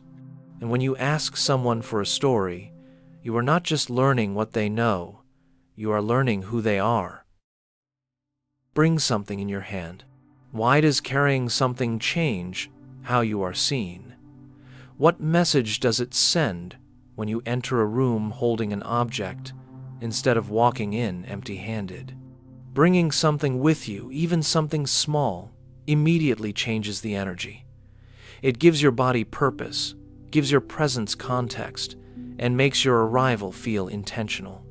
Psychologically, objects act as visual cues. They give people something to focus on other than you, which reduces social tension. This effect is common in public speaking, teaching, and social situations where confidence is hard to generate. Visualize this. You walk into a networking event. You do not know anyone. Instead of standing with empty hands, you hold a coffee cup or a notebook. Your shoulders relax slightly. People glance at the item, not just your face. You feel more grounded. You look more composed. In behavioral science, this is called object-oriented grounding. The brain feels more stable when the hands are doing something. Even holding a pen in a meeting can reduce self-consciousness. Real-world studies show that people with visible props, even casual ones, are rated as more prepared, more approachable, and more confident. Most people think confidence comes from standing tall with nothing to hide, but sometimes confidence grows from having a purpose, and that purpose can start with what you carry. You do not look more professional by arriving empty-handed. You look more confident by arriving with intention. Even if it's just a folder or a book or a drink, it tells the room I have something to bring. And that message starts long before you speak. Mirror their last few words. Mirroring is a simple communication technique where you repeat someone's last few words, exactly or almost exactly, to encourage them to continue speaking and feel understood. This approach comes from behavioral psychology and active listening strategies used in therapy, hostage negotiation, sales, and deep personal conversations. It works because repetition, when subtle, shows attentiveness. It gives the speaker a sense that their words matter and are truly being absorbed, not just heard. Mirroring focuses on the exact language someone uses, not paraphrasing or interpreting. It keeps the emotional weight of the words intact. The human brain is wired to respond to its own language. When people hear their own words repeated back to them, they subconsciously perceive you as being in tune with them. That perception builds trust and deepens connection. Visualize this. You are in a conversation with a friend who says, "I don't know, I just feel stuck lately." Instead of offering solutions or asking questions, you gently say, "Feel stuck lately?" They pause, then nod and go deeper. "Yeah, like I'm doing everything I should be doing, but nothing's really moving." You mirror again. "Nothing's really moving?" They continue, unfolding more of what's under the surface. You've now created a space that feels safe, simply by echoing their words. That simple act of repetition unlocked a deeper layer of truth. This technique was famously used by former FBI negotiator Chris Voss. In tense negotiations, he found that repeating the last 2 or 3 words of what the other person just said could diffuse aggression, clarify motives, and make people feel psychologically seen. It turned confrontational moments into collaborative ones. Mirroring slows down the pace of interaction and gently guides the speaker to elaborate. It shows that you are not interrupting, judging, or redirecting. You are staying with them. Most people believe that good listeners ask smart questions or give thoughtful advice. But the truth is, sometimes the best listeners don't add anything new. They reflect what was already there, helping the speaker go deeper on their own. You don't gain trust by offering insight first. You gain it by showing that you value what's already being said. And mirroring someone's last few words is the quietest, most powerful way to do that. It requires no expertise, just presence. And that kind of presence is what makes conversations feel like understanding, not interrogation. Ask, "Is now a bad time?" instead of, "Do you have a minute?" The moment right before a conversation begins determines how open or closed someone feels. Asking, "Do you have a minute?" may seem polite, but it triggers pressure. It corners the person into a quick decision. Their brain registers an obligation. On the surface, it's a yes or no question, but it subtly implies they should say yes. That pressure can create tension even before the actual conversation begins. Now compare that to asking, "Is now a bad time?" This version gives the person control. It opens a door without forcing them to step through. It's structured to let them say no to the situation instead of you. This phrase comes from negotiation psychology, where giving people the freedom to reject lowers their defensiveness. Visualize this. You walk into a colleague's office. They look busy, but you need to ask something. Instead of saying, "Do you have a minute?" you gently say, "Is now a bad time?" They look up and pause. Even if they're busy, they appreciate the phrasing. If they say no, they feel like it was their decision. That freedom makes them more likely to actually listen when the conversation starts. This phrasing is effective because it engages the principle of autonomy. People cooperate more when they feel they have a choice. Researchers like Chris Voss, a former FBI negotiator, used this technique in high-stakes conversations because it quickly diffuses resistance. Most people believe that being direct is the fastest way to get an answer, but permission-based phrasing builds smoother relationships and leads to more honest replies. If you want access to someone's attention, don't demand space. Offer them an exit, and in doing so, they are more likely to invite you in. Speak in threes to be more persuasive. There is a reason why the world remembers things in threes: life, liberty, and the pursuit of happiness. Stop, drop, and roll. Friends, Romans, countrymen. This is not a coincidence. It's a psychological pattern called the rule of three. Our brains are wired to recognize, process, and retain information better when it's presented in sets of three. It feels complete. It feels structured. It's the smallest number that can create a pattern. When you speak in threes, your ideas feel intentional. They feel rehearsed, but natural. And most importantly, they feel persuasive. Visualize this. You're pitching an idea to your team. You don't say, "This will help us grow." You say, "This will help us grow faster, smarter, and together." That rhythm locks the message into their minds. The first item introduces the idea. The second builds it. The third completes the thought. This structure has been used in speeches, branding, comedy, and education for centuries. It's why slogans work. It's why jokes land. Even in everyday conversation, the moment you use 3 points instead of 1, your sentence feels stronger. Scientific studies on memory and attention show that people remember grouped patterns better than isolated facts. Threes create a sense of balance without overwhelming the listener. Most people believe more detail makes an argument stronger, but more often simplicity wins. You don't sound smart by saying more. You sound smart by saying just enough to stick. And 3 is almost always the number that sticks. Repeat their name at the end too. Why do we instinctively like the sound of our own name? What happens when someone doesn't just begin a sentence with our name but also ends it that way? Using someone's name once makes them feel seen, but using it at the end does something else. It confirms that the connection was personal all the way through. Repeating a person's name at the end of a sentence creates a sense of completion. It's a psychological cue that the entire interaction was meant for them, not just delivered through them. This taps into a concept called the cocktail party effect, where our brains automatically tune in when we hear our name. Even in a noisy room, we respond. Imagine this. You are explaining something to a colleague and finish by saying, "Thanks for listening, Priya." That final use of her name creates a stronger impression. It sticks. It is subtle, but it tells her that you didn't forget who you were talking to. You remained aware. In communication studies, names are known as verbal anchors. They hold attention. They improve memory recall. They strengthen interpersonal bonds. Repeating the name at the end when the message is complete reinforces that connection. It makes the interaction feel warmer and more deliberate. Most people believe names are best used as openers, but closers matter too. People do not feel valued just because you addressed them. They feel valued because you remembered them at the end.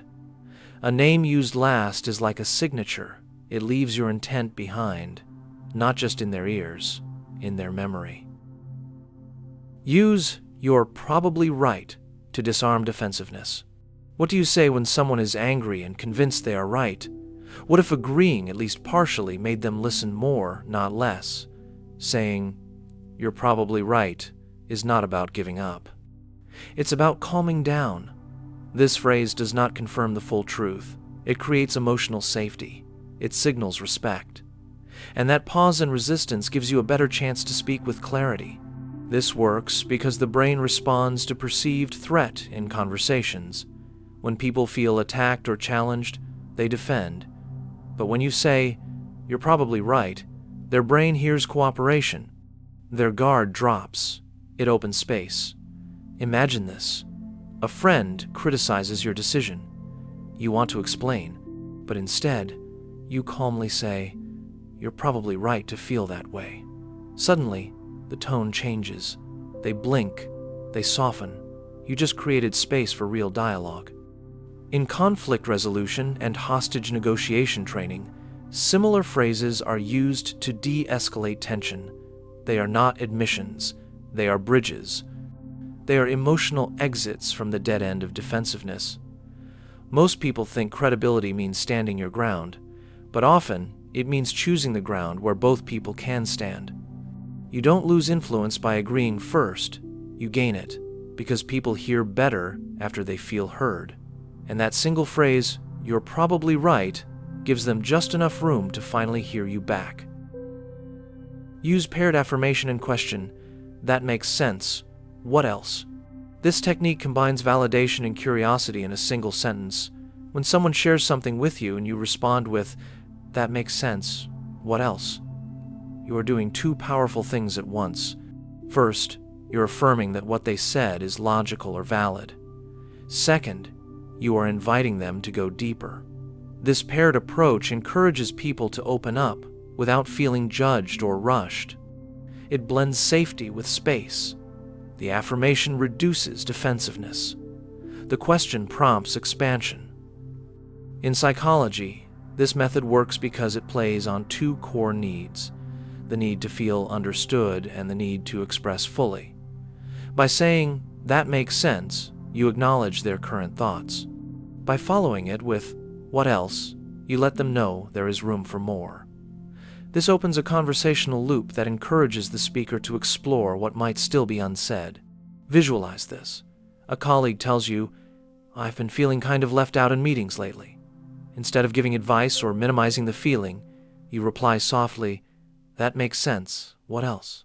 They pause. Then they add, "It's not just the meetings. Even outside work, I've been feeling like I'm fading into the background." That second layer may have stayed hidden if you had responded differently. The key is that the phrase feels neutral and warm. It invites without pressure. This structure is commonly used in coaching, counseling, and conflict resolution. It gives the other person both emotional safety and mental permission to keep talking. It prevents the conversation from hitting a dead end. Most people believe that once someone shares something, you should respond or fix it. But often, the better move is to make space for more. You don't gain insight by pushing harder. You gain it by softening your response and staying curious. "That makes sense. What else?" is not just a phrase. It is a doorway into someone's real thoughts, the ones they weren't sure they were allowed to say. Match their speaking rate and tone. Matching someone's speaking rate and tone is a nonverbal way to build trust. When two people speak at similar speeds and with similar vocal energy, their brains interpret the exchange as being in sync. This behavioral mirroring builds subconscious rapport. It sends a quiet signal that says, "We're on the same wavelength." This concept is rooted in neuro-linguistic programming and social psychology. Humans naturally mirror the people they feel close to. By consciously doing it, you accelerate connection. This doesn't mean copying someone. It means gently adapting your pace and vocal tone to match theirs. If someone is speaking slowly and softly, you slow down too. If they're animated and fast-paced, you bring a bit more energy into your voice. The goal is resonance, not imitation. Visualize this.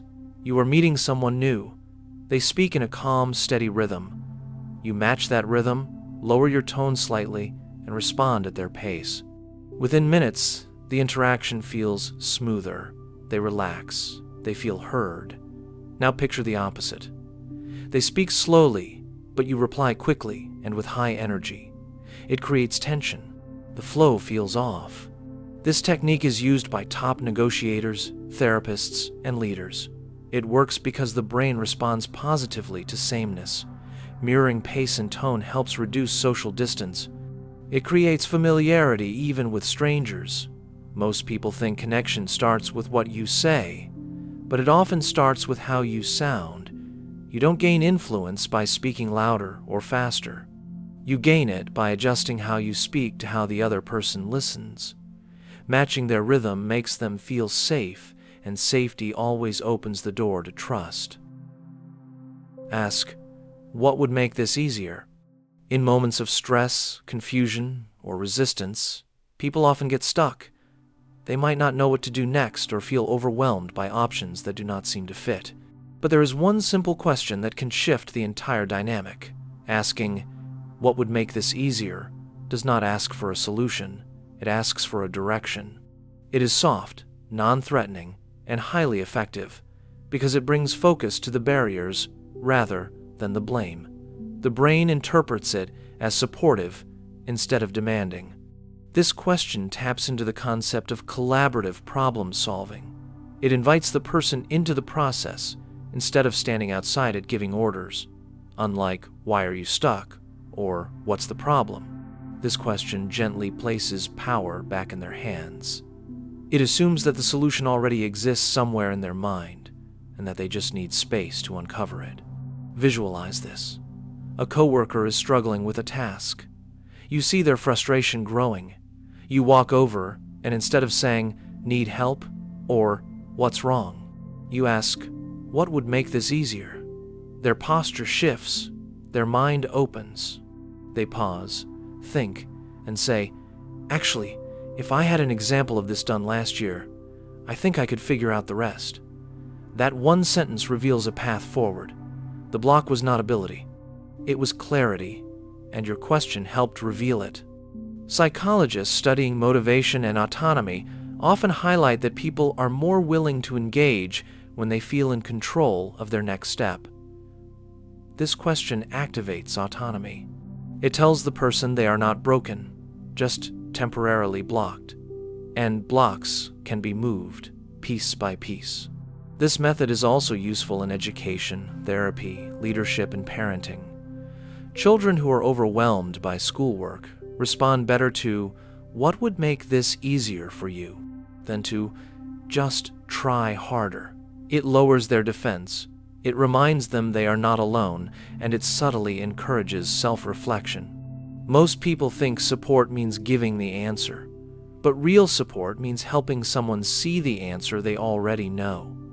You don't show strength by solving the whole problem. You show strength by creating the kind of question that lets someone solve it themselves. And often, what they need is not permission to succeed, but permission to simplify.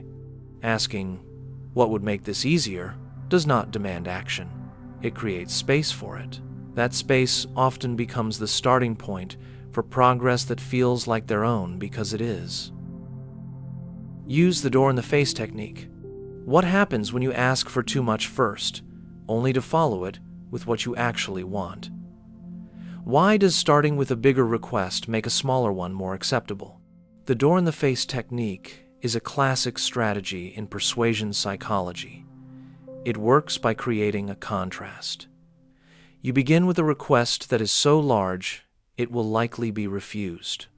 Then, After the refusal, you follow up with a smaller, more reasonable request. That second request feels easier in comparison, and people are more likely to say yes. This works because of two psychological principles. The first is perceptual contrast. When the brain compares two things side by side, the second one always feels lighter or more reasonable if the first was extreme. The second is reciprocity. When someone turns down your big request and you respond by lowering your demand, they feel that you compromised, and that makes them more willing to return the favor by agreeing. Imagine this. You are raising money for a local cause. You approach someone and say, "Would you be willing to donate $5,000 today?" They hesitate and say no. You pause, then say, "No worries. How about 700 then?" Most people are far more likely to agree to the smaller number now. It feels polite, fair, and far less intimidating. Studies in social psychology, especially those led by Robert Cialdini, have repeatedly proven this effect. In one experiment, when students were first asked to volunteer for 2 hours every week for 2 years and then offered a one-time 2-hour shift, the compliance rate skyrocketed compared to when the small request was made alone. Most people think the best way to get what you want is to be modest and reasonable from the start. But sometimes, being bold first makes your actual need seem easier. People are not always persuaded by fairness, they are persuaded by contrast. And when someone hears a big no first, the smaller yes that follows feels like relief. That relief becomes agreement. It is not manipulation. It is psychological framing, and when used with respect and truth, the door-in-the-face technique becomes a powerful way to make requests feel lighter and answers come quicker. And that's it. Hope you're in peace. Just consider subscribing, because sleep matters. Just then, stress scatters, and nothing else matters, right? Peace out.